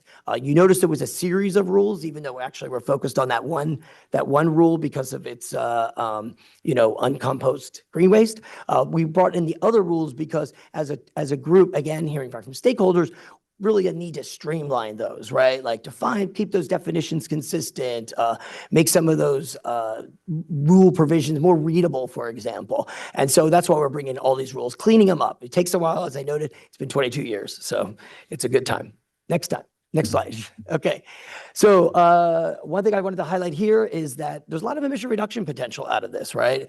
May seem simple process, but actually when you look at in those first two columns at the bottom there for these proposed amendments, there's over 2 tons per day of VOC emission reductions and about 0.2 for ammonia. And again, that's really critical in helping us to achieve our PM goals. Next slide, please. As far as impact assessment, again, we think a lot of these facilities are already doing a lot of this kind of work, but nonetheless, when you're looking at if they aren't, there's an annual cost to those 86 facilities, and that one new one that's already basically compliant. We don't believe there'd be any new cost to them, but we still, for the sake of a socioeconomic analysis, did that evaluation and provided those numbers. And then no physical modifications on the CEQA side, so we're looking to provide an exemption for them. And on to our last rule. So 1138. Now, The title may be a little bit misconceiving because when we originally wrote this, this was 28 years ago. This one, we were sort of aiming to look at all sorts of different parts of restaurant operations, but it actually narrowed down to one. It's a chain-driven charbroiler, and there was actually a cost-effective controls. This catalytic oxidizer for them was a cost-effective control measure for those facilities. So we went through, of course, through the rulemaking process, and that was accepted. However, San Joaquin Valley and Bay Area have some different provisions. So next slide, please. Thank you, Alberto. So this, by the way, is just kind of giving you a little bit of that pie, just to kind of emphasize that this area is kind of a big category for us just in general when it comes to commercial cooking. As you can see, it's actually generating more direct PM 2.5 emissions than things like mobile sources and other sources. Okay, let's go to the next slide, please. So again, this rule focused on chain-driven charbroilers. These are the number of units that are currently subject to the rule. The rule includes an exemption for the amount of meat cooked. So it's pounds per meat on a given week. And this is kind of the point of contention when it comes to the most stringent measures, because the other areas, San Joaquin and Bay Area, actually have a lower exemption threshold. So we're proposing to lower that threshold, and I'll tell you the impacts in a moment here. Next slide, please. So we'll be lowering it down to 400 pounds per week. Hearing from stakeholders, however, they did want to have like some options in achieving that. This is not uncommon. Folks do make these sort of requests, like, can we do it on, like, can we get a monthly limit, let's say, but yet, and maybe allow a little bit of an exceedance of that weekly number, but not to exceed on a given month. So calculations wise, it would basically come out to be the same, but yet would provide flexibility for industry. Okay, next slide, please. When it comes to the cost of those, about $1,900 per charbroiler to install those catalytic oxidizers, and some nominal O&M costs, and we'll get a little bit of emission reductions for those, because this does only impact around, I'd say, around 140 new facilities. Next slide, please. So on the socioeconomic side, we talk about the overall averaging cost, again, about 143 facilities. So on average, about $200 a year from these facilities. Again, no physical modifications that are significant, I should emphasize. Obviously, installing something will have some kind of physical modification, but it's not significant. And so looking to issue a notice of exemption under CEQA for that one as well.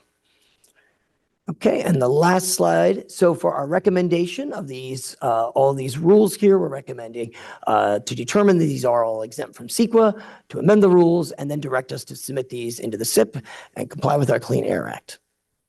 And that concludes my presentation.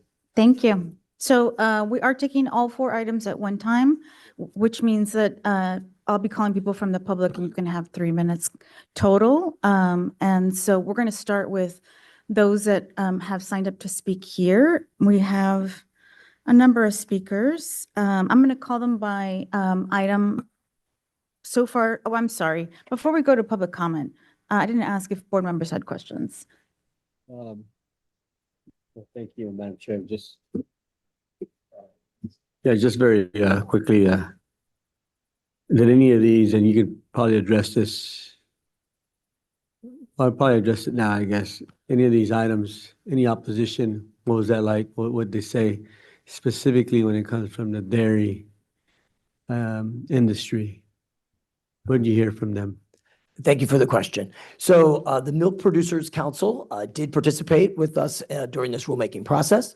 They did make comment at the Stationary Source Committee, basically on 2 items. So one was whether reducing these ammonias is important, and if there's so few amounts of that, it is important because, again, ammonia is a precursor to PM, and we're looking for all ways that we can reduce that.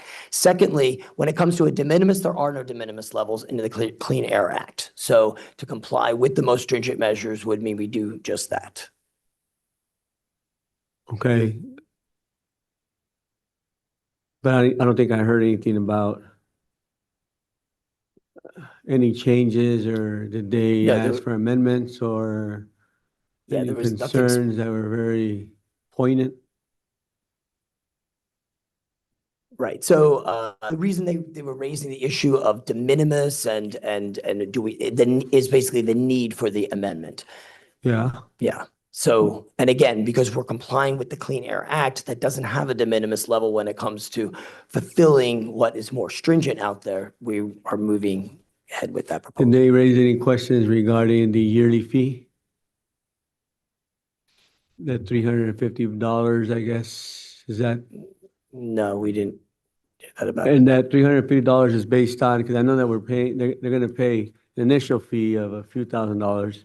And then there's a yearly fee that they have to pay for the permit, I guess, or am I reading this wrong? That's correct. There's Okay, so what's that yearly fee based on? So that's in our Rule 301, and that is $550 for that fees. That's already established. But if they're a small business, it's 50%. Actually, no, take that back. Sorry, the annual fee doesn't, the 50% doesn't apply to the annual fee. Sorry. What was that, Madam Chair? Just No, I know. I'm just trying to figure out, what is that yearly fee based on? Why are we charging a yearly fee if if they already got permitted? Does it have to be yearly? Can it be every other year? It's cost recovery. What is it? Madam Chair, could I take a crack at that? So this fee, as Mr. Kraus was mentioning, is adopted every year as a part of our annual budget and fee rule for the permitted sources, which these would be. They are subject to a fee for getting the initial permit, as you mentioned, and then an annual fee every year. That annual fee taken together with the annual fee the annual fee charged to all other permitted sources is designed to cover the costs of investigation and enforcement of district programs related to those sources. And what we do is we make the fee larger or smaller depending on whether the equipment is more or less complicated. So there are 3 different schedules for the annual fees. I believe this would be the smallest schedule, and it's based upon the complication of the equipment and the emissions from the equipment and the difficulty of enforcement. Good, thank you for clarifying. Thank you, Madam Chair. Okay, Supervisor Hagman. Thank you, Madam Chair. And just a couple of questions about the composting. And this is brought up from one of my other public groups that deals with the composting in my region. They are saying, which I did not see in your presentation, so I want to clarify that as currently written, the requirements that all active composting occur within the enclosure and would make Inland Empire Regional Composting Authority the potentially the only existing facility in compliance. Is that your understanding? Does it have to be enclosed? That is an existing requirement, yes. It is. So this effectively disincentivizes both public-private investment into new and existing composting infrastructure. And what I'm just concerned about is sometimes we lose sight of the forest because we're looking at the tree. If I start having to drive my waste management to a higher area, maybe up to Mojave High Desert, how much are we really gaining in air quality if you're driving it out more? Or if we decide not to trim back our trees so much and have more fires, how much of those fires going to impact our air quality? You know, so we don't have pragmatic solutions out there to do our jobs as regional governments, then I'm just concerned that we're gonna have the adverse effects that we're looking for. Because I know I get a lot of it already from other counties coming out to my region, and now we're gonna be maybe closing down most of those in my district and now send them up to Mojave. Are we really saving anything, or are we hurting ourselves even more? They also brought up the fact that, you know, maybe the technology, the covering by 6 inches or rototilling are too specific, and that maybe new techniques coming up, if we only adjust these rules at once every 10 or 15 years and update them, can we bring those new technologies in an easier way to say, hey, this is a new thing? So those are the comments I got from my constituency. I just wanted to see if they could be addressed. Thank you. Mike, is 11:33, does that one have to get done today? Supervisor and Chair, if I could. So what we're bringing before you today are the most stringent measures package, and we do have to take that package and submit that to EPA as a package. The point that Supervisor Hagman was raising is an issue that we do want to address. There's that issue along with another issue that Supervisor Nguyen has also addressed, which is the ERCs and the offsets. Those are different than what is being discussed here today. What we're trying to do today is just meet the most stringent measures definition, and we commit to continue to work on the offset issues and on the composting issues. I think with regards to the composting part on the enclosure supervisor that you had raised, my understanding is, I think that's a state standard. Is that correct? Or is that, can you explain it? Certainly. So on this enclosure aspect of it, it's currently our existing regulation. There are some efforts going on at the state level through CAPCOA to look at the emission factors so that we can evaluate what's the right way to proceed. It's something that we're waiting on that information, and as soon as that is there, then we can go ahead and proceed with what the right way might be to handle this situation. And I'll push for acceleration from CAPCOA. And I hate being with the gun to my head that I have to vote on all 5 of these when I think that one of them needs a little more work. I do understand the time limit, that bigger consequences happen if we don't take action. It's just, I really would love to see staff really go back, because I know I have a bunch of my district public agencies and private that do this now. And we have so many rules coming down to us now that we have to use mulch, and we have to use so much percentage of our green waste mulch to put out in certain areas. And they're conflicting rules between what I have to do from the state and the federal level. And so I'm looking for pragmatic solutions for this. So if staff's telling me I have to vote on this today in order to stop the Armageddon of being a non-compliance, I get it, but I don't want to let it go away for another 20 years and not addressing it. Can it come back to stationary source? Um, I mean, for the refinement, not the decision. Yes. Okay. Yeah, we could do that. And I was just going to commit, it won't be 20 years. It won't be 10 years. It won't be 5 years. Hopefully we get to it next year. Okay, so next year it's stationary source, we'll look for refinement. Okay, Board Member Padilla Campos. Thank you. I have a couple of just clarifying questions on the composting. Are we talking about, and I think you kind of mentioned this in the beginning, we're not talking about people that do it at home or maybe like some nonprofits that do some composting. This is for larger sort of like municipal work. So, okay. Thank you. On the wood burning devices, I was wondering, does this apply to the artificial logs as well? Burning those artificial logs? No. We're just when we're burning wood. That's right. Thank you. And oh man, I think that's it for now. I lost my third question, but thank you for that. Okay, Supervisor Nguyen. Thank you, Madam Chair. I just want to thank Wayne for the follow-up of just that comment. I was actually going to make the comment, but you mentioned already. Regarding my comments last meeting in regards to Rule 1302. And so we really appreciate you and your staff for looking into it and potentially making a separate rulemaking effort on that, because it affects Orange County. And so I look forward to receiving the updates and as we move forward, working with the county. Thank you. Thank you. Mayor Pro Tem Rodriguez. Thank you, and I appreciate the comment, Wayne.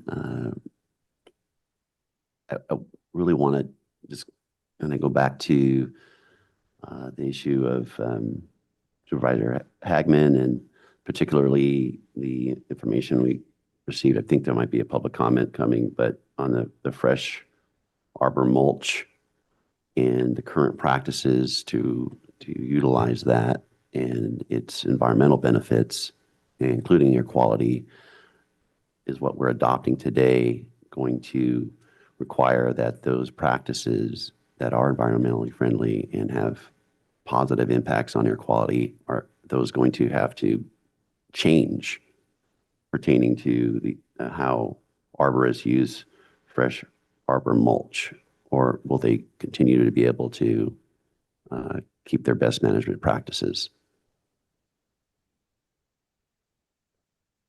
So I'm going to go back to the intent of what's being done here. And I'm going to draw you back to the 2012 PM 2.5 standard. And we are not in attainment by the attainment date, and we're requesting an extension. And that extension requires that we do an analysis of our rules and make sure that we are at least on par with whatever the most stringent measure is in the country. So the analysis that our team did was to look at all the rules all over the country to assess, is anyone more stringent than us? That is the requirement that we look at in getting the extension for the attainment date for PM 2.5. And that's what this package is doing. There are other issues that we've heard about that do require further work, but that's separate from this effort. And so to your point about the things that people are currently doing now, so long as it's not part of what we're discussing as part of the most stringent measure adoption, they will continue to do that. But as Supervisor Hagman and Supervisor Wind have noted, there are some real challenges associated with how things are being done now. And that is going to be done separate in a separate rulemaking effort. And we understand the timing and the concern that people have expressed. So those other items should not be impacted so long as they're not part of that most stringent measure aspect. Okay, yeah, I mean, I understand fully the need to have us adopt the most stringent measures, particularly on 1133 today. I just want to make sure that the concerns raised by West Coast Arborists, County of Orange, are being addressed. And as noted, West Coast Arborists, they're providing, these services throughout Orange County and other counties, of course, in the district, and clearing green waste to improve public safety. And, they return the material and similar components for use as mulch and other environmental responsible uses. So it's just imperative that when we consider the best managed practices, that we ensure the clean green waste is not lumped together with traditional composting operations as chipping and different processes altogether. So I'm hearing you say that for those like West Coast Arborists and others pertaining to fresh arbor mulch,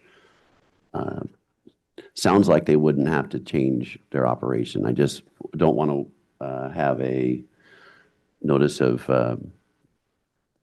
violation or things of that nature happening in the next week or two as have any surprises. So perhaps we can move forward, but at the same time ensure that there's clarity. And if there is an issue, I would want to hopefully wait till next year. I'd like to make sure we nip it in the bud right away and get it to the appropriate committee. But that's only to say if there is a problem. I would just want to make sure that they can continue with their current operation. If not, then I'd like to know.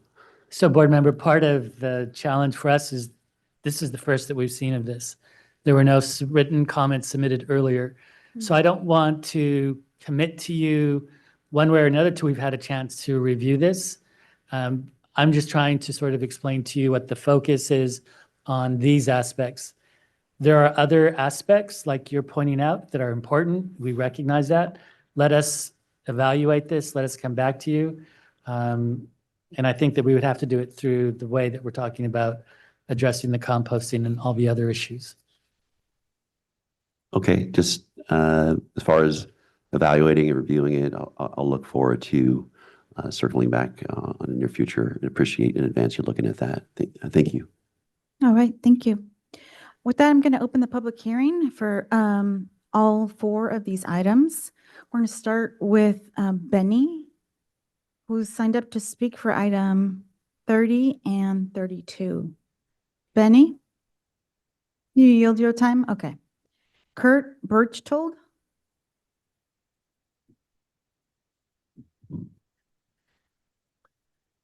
Good morning, and thank you for the opportunity to provide comments. My name is Kurt Birchtold, and I live in Riverside.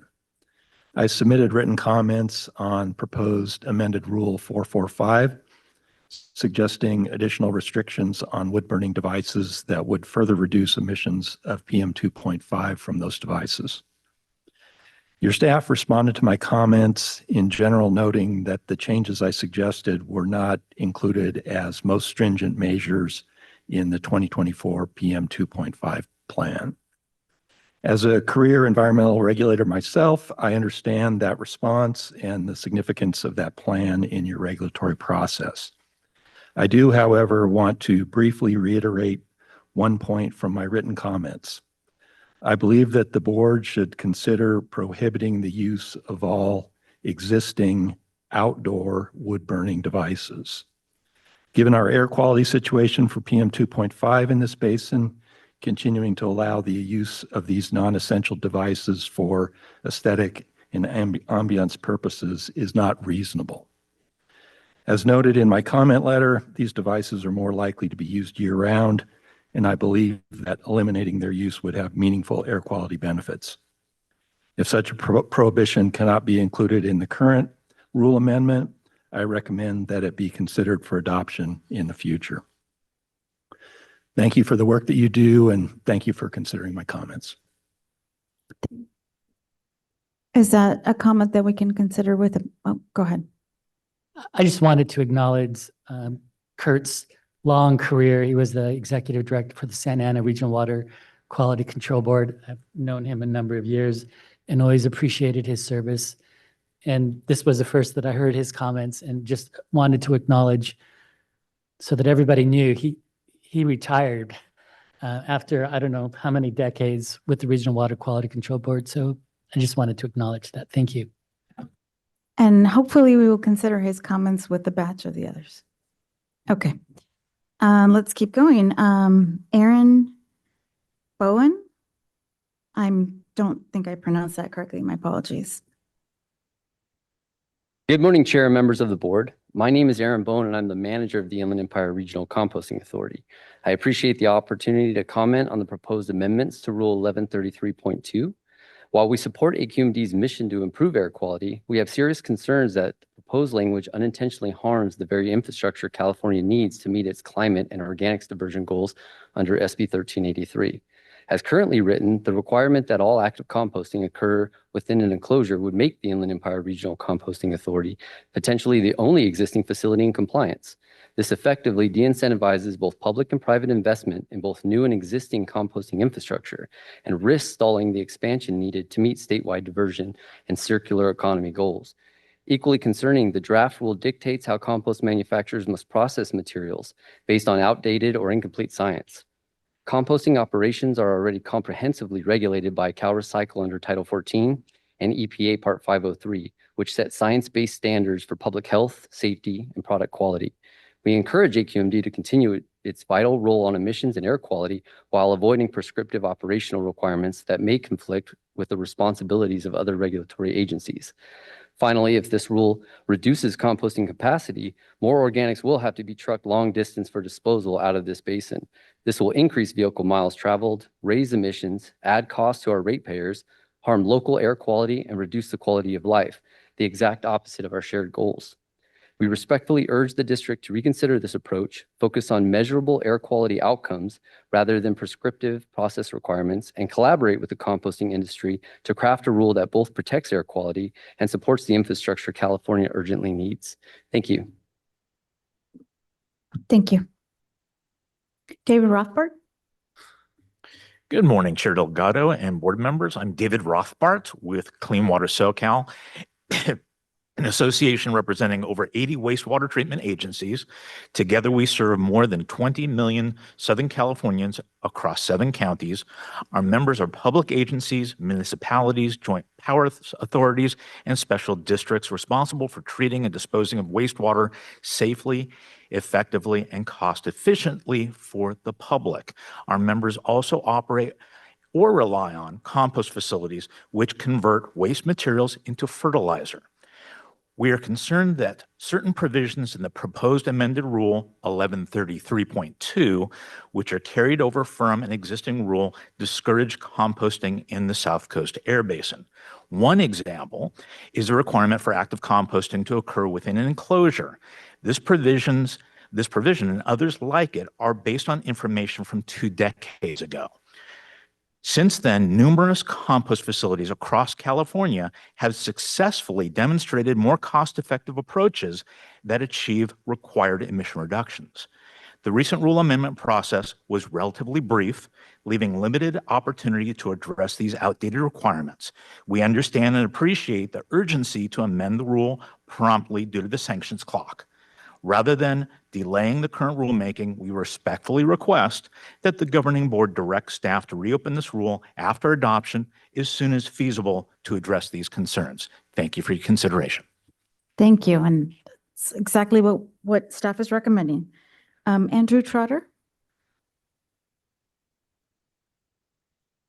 Good morning, and thank you for the opportunity here today. I represent West Coast Arborists, a municipal tree care contractor who serves over 250 jurisdictions throughout your service area here, cities, counties, schools, and the like.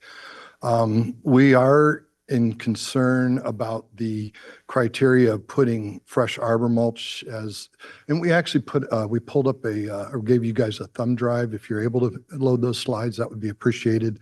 It helps the audience see what we're doing. I know you guys have a copy already. But we are taking care of the trees for the cities where you all live. And we're trying to do the best thing environmentally, and that means use the fresh arbor mulch in the landscape to the benefit of trees. It's a huge benefit for trees in the area of water, conservation, and trees succeeding and being healthy in the environment. Unfortunately, our research that we get from the guidance from the industry, UC Davis Extension Farm Advisors, et cetera, do not agree with some of the information that was shared with you earlier today. Green waste, in general term, of course, has manure and grass clippings and all kinds of things that add to a high nitrogen content and the ammonia off gases. The fresh arbor mulch is high in xylem or woody carbon type material and does not have the same amount. So we have actually a disagreement in the amount of, off gases, particularly the ammonia. Even the VOCs, when passively put out in the landscape, there are some VOCs. There's no discussing that. We understand. But we don't have the addition of that extra trucking, the extra heavy equipment that has to move those things. So we respectfully ask for further consideration in this area. In particular, we would like fresh arbor mulch to not be put in the same bucket as what is typically defined as green waste. They are not the same thing. So thank you very much. Look forward to serving the environment and all your communities. Thank you. And you do service the trees in front of my house, so thank you very much. Sean Ed. Good morning, Chair Delgado and staff members. Sean Edgar on behalf of West Coast Arborists. Just wanted to add to your parade of joy on a Friday to continue the discussion on what are a couple, I think, tweaks that are made. Appreciate Mr. Kraus and Executive Officer Nastri talking about the need to move this very important issue forward. And there's no question that there are, I would say, problem materials, and there are problems with regard to organic waste decomposition that absolutely need to be addressed. And it's great that there is a growing infrastructure to meet this need. I think really in the slide presentation that you have from West Coast Arborists, I think they're looking for some accommodation tweak based upon the local type of material. So many of your cities choose to take more of the woody fraction, which isn't really the grass clippings, isn't really the food waste, has nothing to do with co-composting, is really lower risk materials. And those lower risk materials, more and more the cities wish to reuse them in the park setting. So, the old adage of a tree falls in the park and nobody sees it, does it compost? And I think the answer is, well, hopefully West Coast Arbor has prevented the tree from falling due to safety and tree care on the front end. And more what West Coast Arborists and their clients wish to do to minimize transportation emissions and to maximize the reuse of material near the point of generation is to use the more woody fraction for ground cover and other items. And so working through the tweaks, we're happy that sounds like over the next year will be more discussion with Stationary Source Committee The company just wanted me to express that they're sincere in wanting to participate in that process. And I think that, the train had moved very quickly here. I think the company had submitted some comments and participated in the June timeframe, and it looks like the train had moved pretty quickly. So apologies for getting you some information maybe a little bit later in the game, but it's great, the staff commitment and Executive Officer Nastri putting kind of a time clock on it to work through stationary source over the next year. And once again, I think the focus is, I don't think the company or really any responsible folks that are in the tree care business are looking for a blank check to do nothing about this very important issue. I think what they're looking for is to be as cost-effective, considerate as possible for the demands that your cities put on them to operate cost-effectively, to manage materials as locally as possible. And I think some of the definitional issues with regard to what this material is, and like I say, it's more the woody type of fraction that I think they're really looking to manage, and obviously the more difficult materials need to go to. Thank you. Our last speaker here is John, and I'll turn it over to the vice chair to make an announcement. Yes, after John completes his comments, we'll close public comment remotely. So if you want to testify in these 4 items, please raise your hand now, but we'll be closing public comment after John speaks. And Madam Chair, I just want to make a comment to Sean. If you notice, I'm not sure if you're here earlier, but our item 3 on the agenda, we pumped a lot more money into our commercial lawn and garden program. I know my city uses you. We would hope you would turn in some of your old polluting equipment. We've got some great commercial electric leaf blowers, chainsaws. I know you had a couple in our city, so keep doing that. Use our program before LA Unified does. Thank you. One, Madam Chair. Okay. John. Good morning. This is to address PAR 1138. My name is John Lucas. I am the Vice President of Farmer Boys, and I'm also here representing the California Restaurant Association. I appreciate the opportunity to speak with you about this matter that could potentially have a negative impact on our industry. The quick service restaurant sector is facing unprecedented challenges. We're an industry that's built on efficiency, affordability, and accessibility, but those pillars are being eroded. The recent minimum wage hike, which I think you're all familiar with, has significantly impacted our ability to remain profitable. For many operators, costs now exceed their sustainable margins, and inflation has certainly compounded that, impacting both cost of goods, utilities, and service across the board. So we're in a very challenging environment. As a result, we've seen a troubling trend. We've seen reduced employee hours, fewer new hires, and most concerning, an industry-wide loss across the state of 18,000 jobs. These are real people, real families, and real livelihoods. Many restaurant owners, some of who've been serving these communities for decades, have no choice but to close doors. Among the few tools that we have to maintain operating efficiency is the chain broiler. It's one of the only labor-saving devices. As you all know, we have a very labor-intensive model, but it's one of the few labor-saving devices that's helped us keep up with customer demand. The proposed rule 1138 would have a double impact on our operations. First, the upfront cost of modifying the existing equipment, which is known to be about $1,900 per unit. Second, there would be ongoing costs and maintenance and compliance costs that we'd have to deal with it all as well. Faced with these requirements, many will opt to replace the broilers entirely at a cost of $5,000 to $10,000. The small business owner is already stretched with this. This is not a viable option. It really brings them to a breaking point. It's important to understand who these operators are. Our founders of Farmer Boys are first-generation immigrants. Nearly all of our franchisees and independent operators come from immigrant backgrounds. They've built their businesses from the ground up, often with limited resources and boundless determination. They are not just business owners, they are community members, job creators, and contributors to the local economy. California's regulatory environment has become increasingly difficult to navigate. With each new mandate, however well-intentioned, adds another layer of complexity and cost. PAR 1138, while aimed at Thank you. All right, appreciate your comments and we will take those into consideration.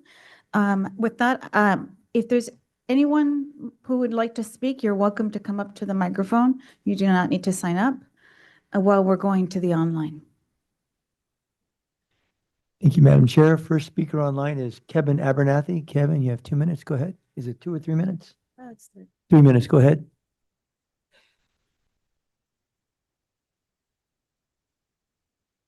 Mute. Madam Chair. Go ahead, Kevin. We can hear you. Perfect. Thank you, Madam Chair, members of the dais. On behalf of the Board of Directors of Milk Producers Council and as the General Manager, MPC has been in Southern California since 1949 and has been mentioned a couple times throughout the conversations. My comments are fairly short and simple here. I find it truly absurd that South Coast AQMD is willing to simply check the box on most stringent measures MSM.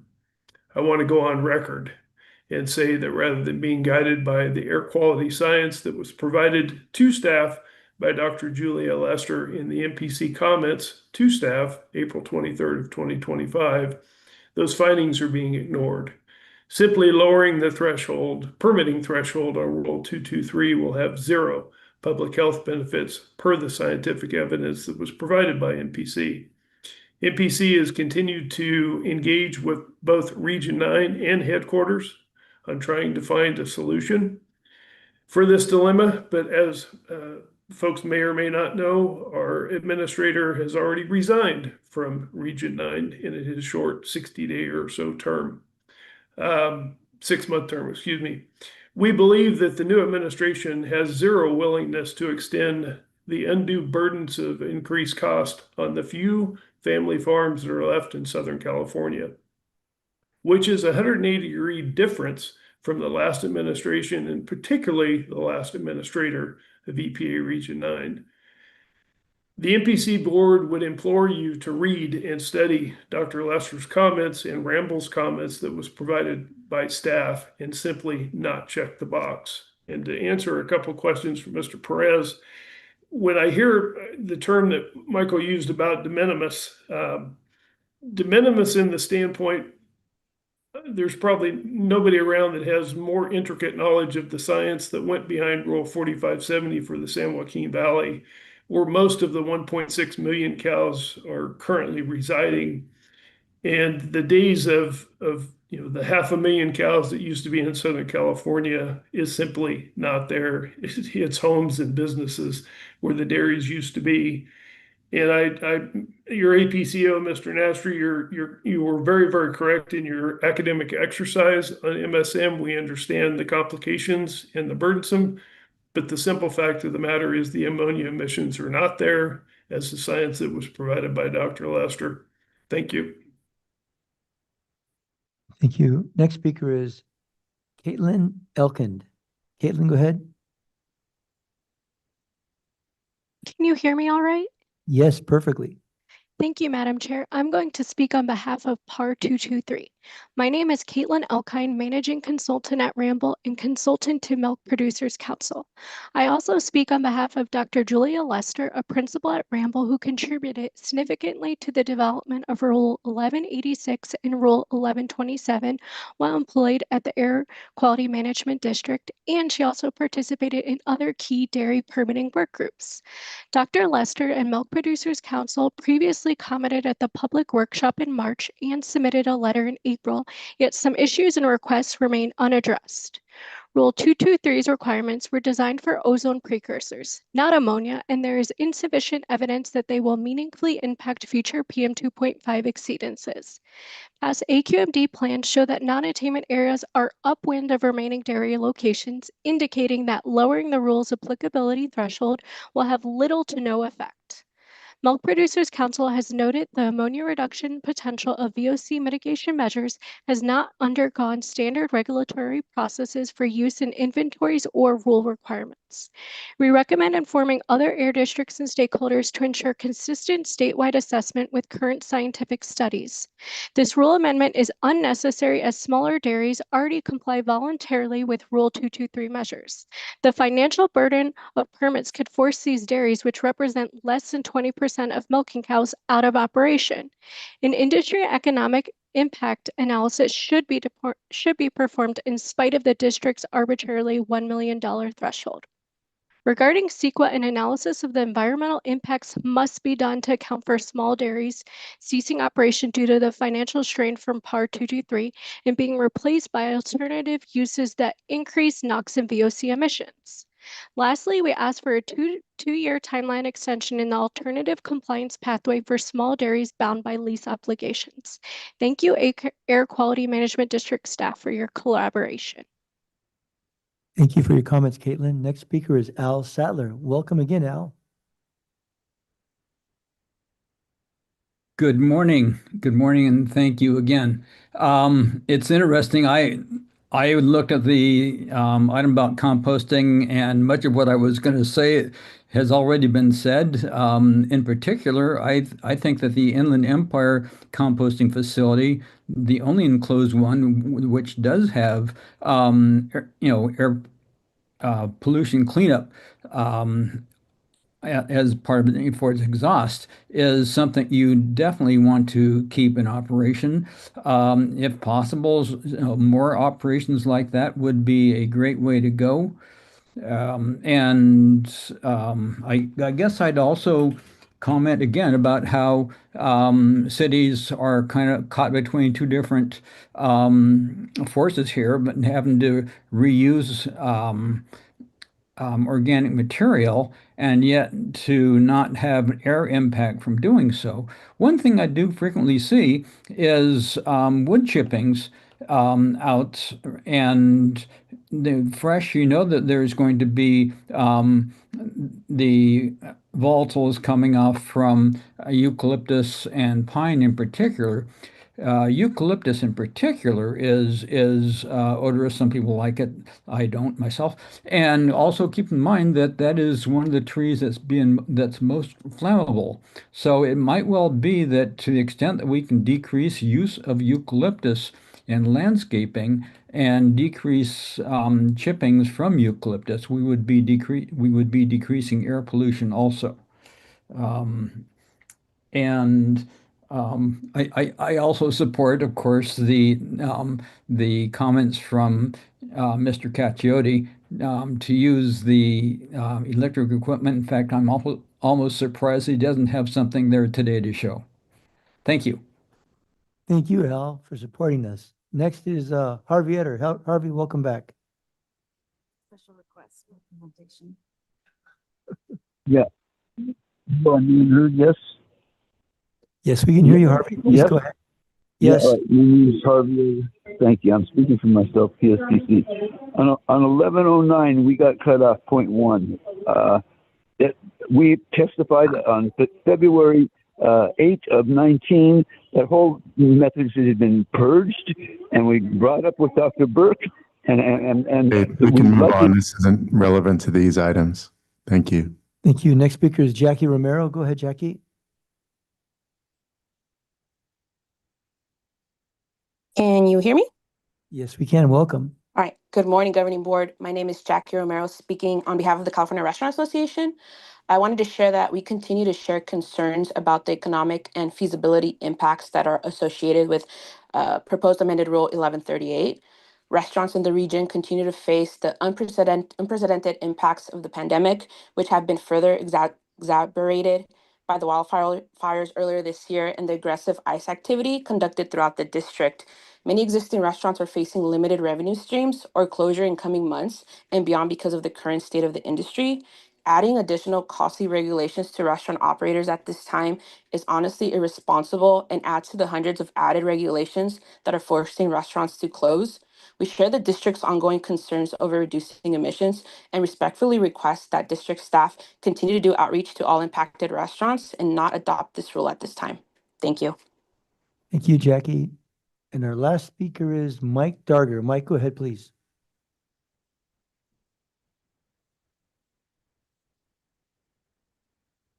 Mike, you're muted.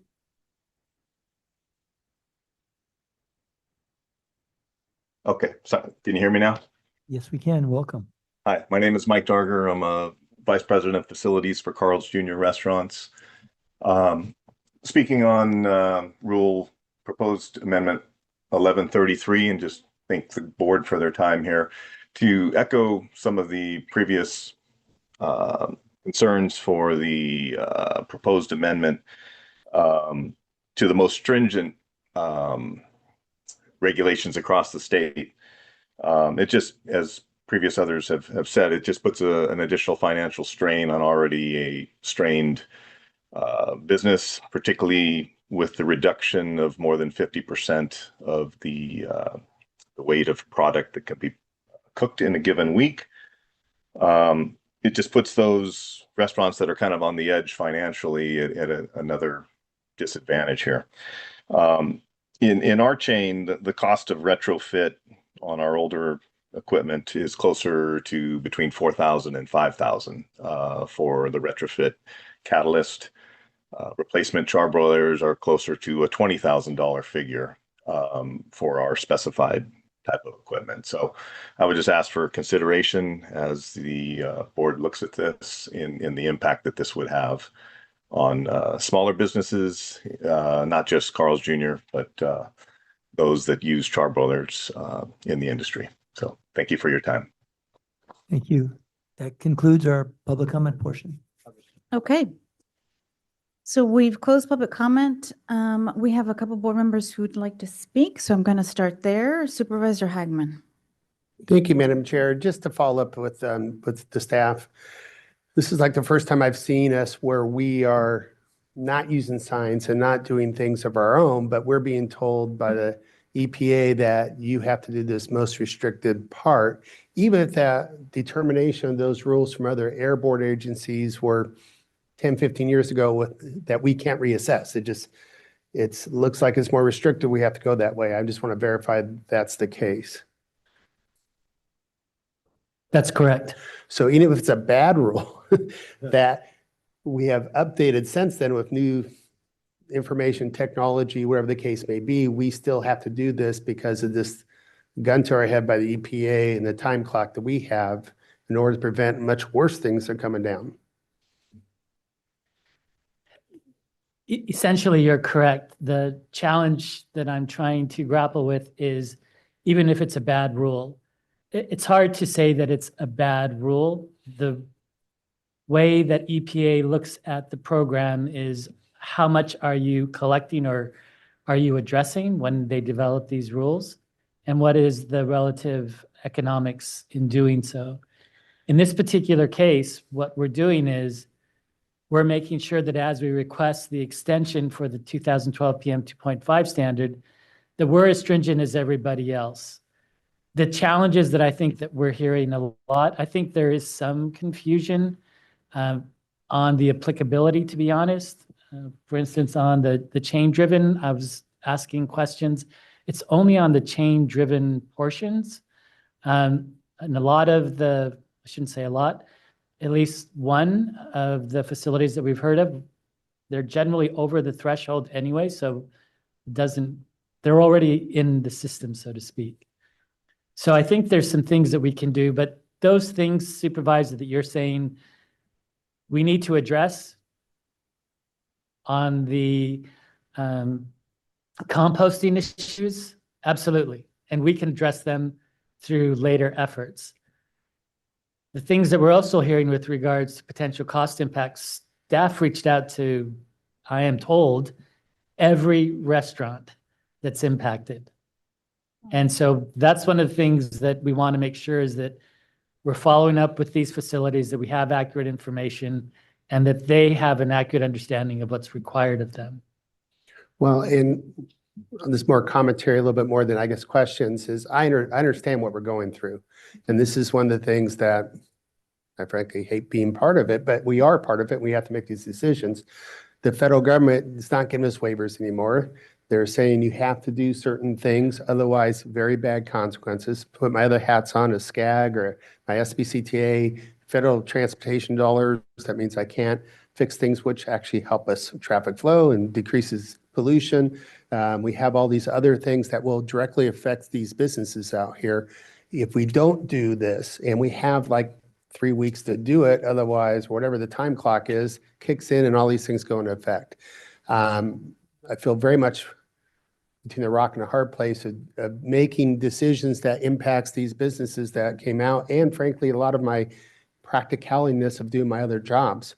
My only hope to get from commitment from staff is that we can immediately after today reach out to these industries, try to come up with revisions, hopefully get this EPA thing away, and then come back and address some of the practicality of it, some of the cost savings of it. You know, can we offset some of it with anything else, and really address some of those concerns we're out today? Because these are not typical concerns. These are, you know, very pragmatic people that want to be part of the solution type concerns that want to come out. Like, I don't want to ship all my green waste that we're getting from my neighboring counties sometimes, from my waste providers, from my district up to the high desert to do something that's going to even make the matters worse. It makes no sense to me.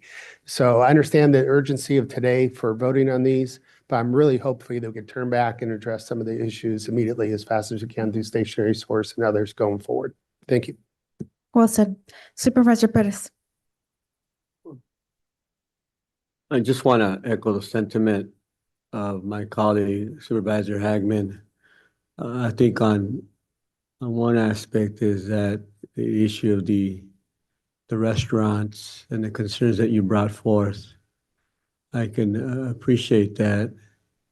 You know, in the Coachella Valley, for example, our biggest industry there that keeps us moving forward economically and provides jobs for people throughout the entire Coachella Valley, including the east individuals that potentially were once farm workers,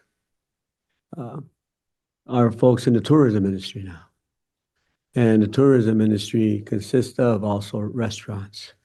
And so when you have these big festivals like the Coachella Fest, Stagecoach, or the tennis matches, the horse equestrian competitions that we have out there, you have people coming from everywhere, all over the world for that matter. And they're dining and having meals at our restaurants. And so, you know, I want to make sure that some way, somehow we try to strike a balance. I know we have to vote on this today, but working with the entities, our industries that are within, obviously, our district, specifically for me, within the 4th district, to ensure that there's at least some sort of benefit that they see coming for them as well. Now, on one end, we can be talking about the major restaurants, but let's talk about the individuals that sell from taco trucks, right? Individuals that make meals and sell, they make meals at their home. And they also maybe are barbecuing in the backyard and they're using mesquite, for example. There's a difference in a taco. If you guys ever had a good taco, if you eat a taco made from mesquite versus charcoal, even natural gas, there's a difference. I prefer the one coming from mesquite. And anyone that's ever had a good taco would understand that. So we have to obviously think about as well the cultural aspects of this and how this is going to impact individuals like them. And as far as our landscapers are concerned, and the issues around mulch and those efforts overall, many of these landscapers are folks that look like me, right? Many of these landscapers, especially in the Coachella Valley, have a last name with a Z at the end of it.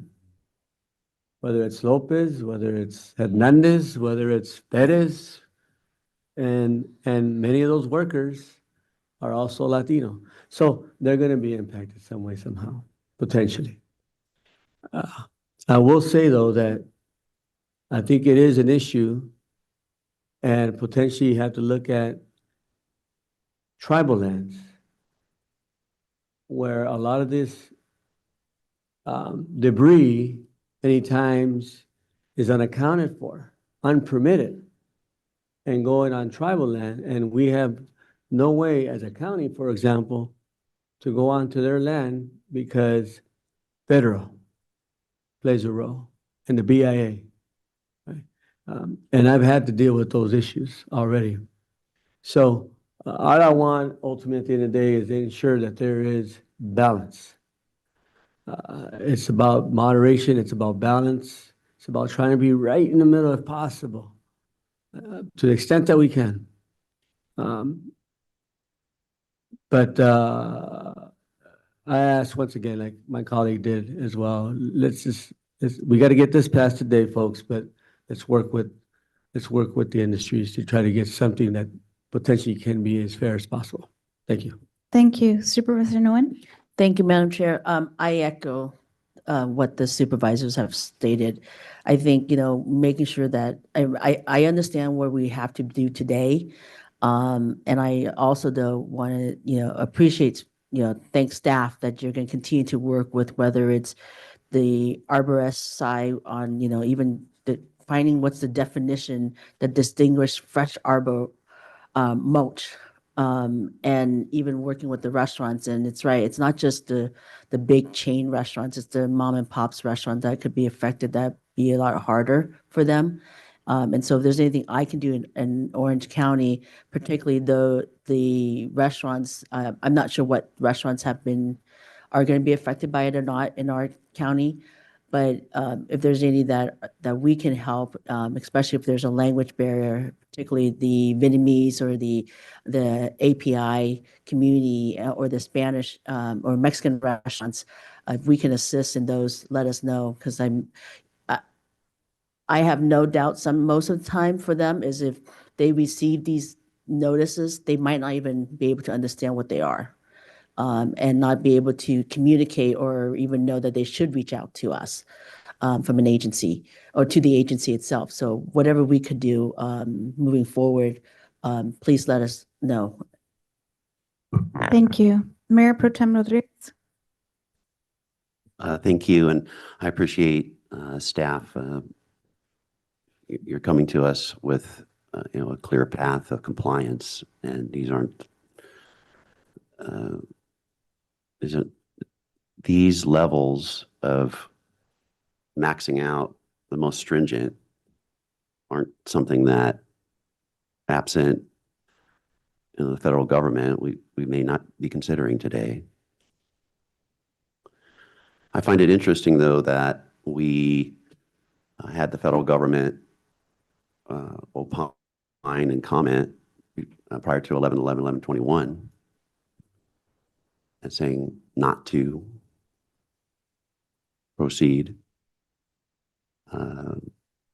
So from the standpoint of us looking at take the restaurant requirements, maybe as an attention getter, we should consider saying no to get their attention and saying, requiring us through the EPA requirements to go to the max doesn't make sense. Considering the old adage, do as I say, not as I do. So we're doing everything we can to comply, and yet we've had conversations here about things that the federal government could be doing on areas that they regulate that aren't happening, and it puts us in a dilemma of having to have more of a burden here on our policymaking. So I guess overall, today I heard $1,900 per charbroiler. in the report, but it's disconcerting to me that industry is highlighting upwards to 8 times that, 7 to 8 times that in some instances. So that's troubling to have that much of a gap on the cost implications. So that, and then I also find it troubling in the how these policies all kind of collide. So, the unintended consequence of, we don't know if adding that level of cost, what that's going to mean to those business owners, small business owners, not the chains, but that have to try to do this, and maybe they can't comply, and maybe they're going out of business, and then all of the push for a fair wage. Let's have a fair wage, and let's make sure we increase minimum wage, and then let's have those opportunities, and then those folks are out of work. So I think about those unintended consequences as well. So, and then just from the standpoint of just quick facts that I heard about as far as cost of living, food at home, bought at grocery stores, CPI grew 2.2% from July 24 to July 25. Food away from home, restaurants, fast food, CPI grew about 4% from July 24 to 25. So we're just unintended consequence of adding to, ultimately, if they don't go out of business, they're going to pass on these costs to the consumer. That's more costs for those who are trying to not only have a delicious taco, and I love my tacos too, Supervisor, but I also love a good burger. So I'm concerned about that. But all kidding aside, I would just say it's disconcerting to see those gaps. I would like to see on Rule 223, I'd like to understand the 2-year alternative compliance that was requested by the small dairies, and what that would look like, and is there a pathway for that opportunity? That's a question I have concerning 29. Concerning item 31, I would like to swiftly see this goes back as quickly as possible to stationary and look at the definitions that distinguish fresh arbor mulch from other green waste. As for Rule 1138, I think I've already expressed my concerns. I appreciate the time. Thank you. Thank you. Supervisor Mitchell. Thank you. I had this thought and conversation with my team yesterday with regard to the char broilers, but as I listened to the discussion, I wanted to get clear. As I understand, the rule pertains to chain-driven char broilers, and so correct me if I'm wrong, I don't think those are the kind of units that are in food trucks or use mobile. So tell me the kind of places a chain-driven char broiler, say that 3 times fast, would be. Yeah, these are generally in brick and mortar restaurants, and most of these units, the vast majority of the industry already uses the controls. It's installed by default for most of these units already. So it's only going to be the very smallest. It's about 140 restaurants out of more than 10,000 restaurants that have these. Thank you for the clarification. And Go Zero can't apply to those. Okay. Just asking. Okay. Is there a motion out there? Yes, there's a motion to. I'll second it. I'm guessing that's to approve staff recommendation. Yeah. Can we take those one at a time, though? We're taking them as a whole, Yeah. right? No, You can say, We could do it either way if okay. there's a preference. All right. So let's vote on them individually then.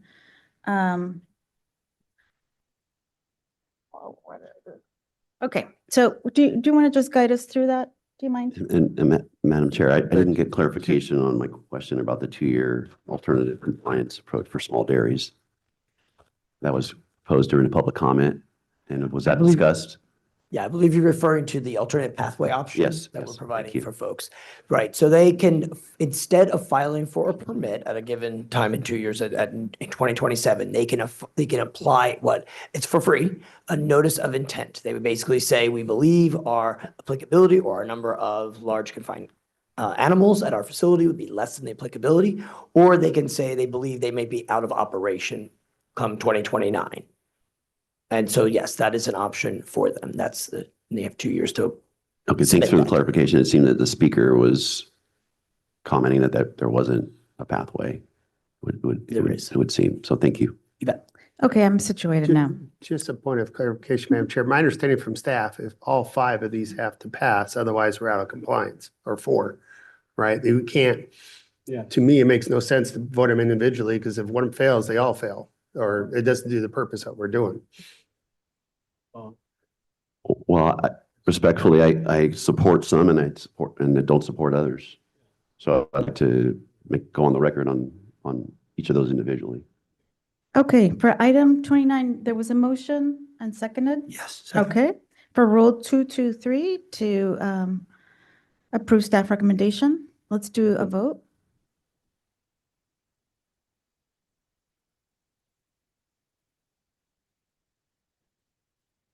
Okay, that item passes 10. Item 30, 445, it was moved, second, Seconded. all right. And we'll vote on that. And those are all for approval. Approval, correct.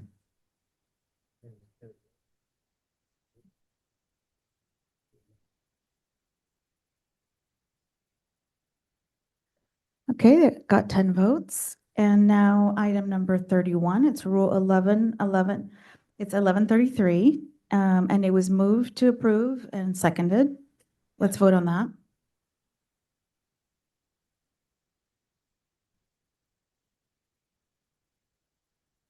That is, okay, so that passes with 10 votes. And the final one, Rule 1138, was moved for approval and seconded. We'll vote on that.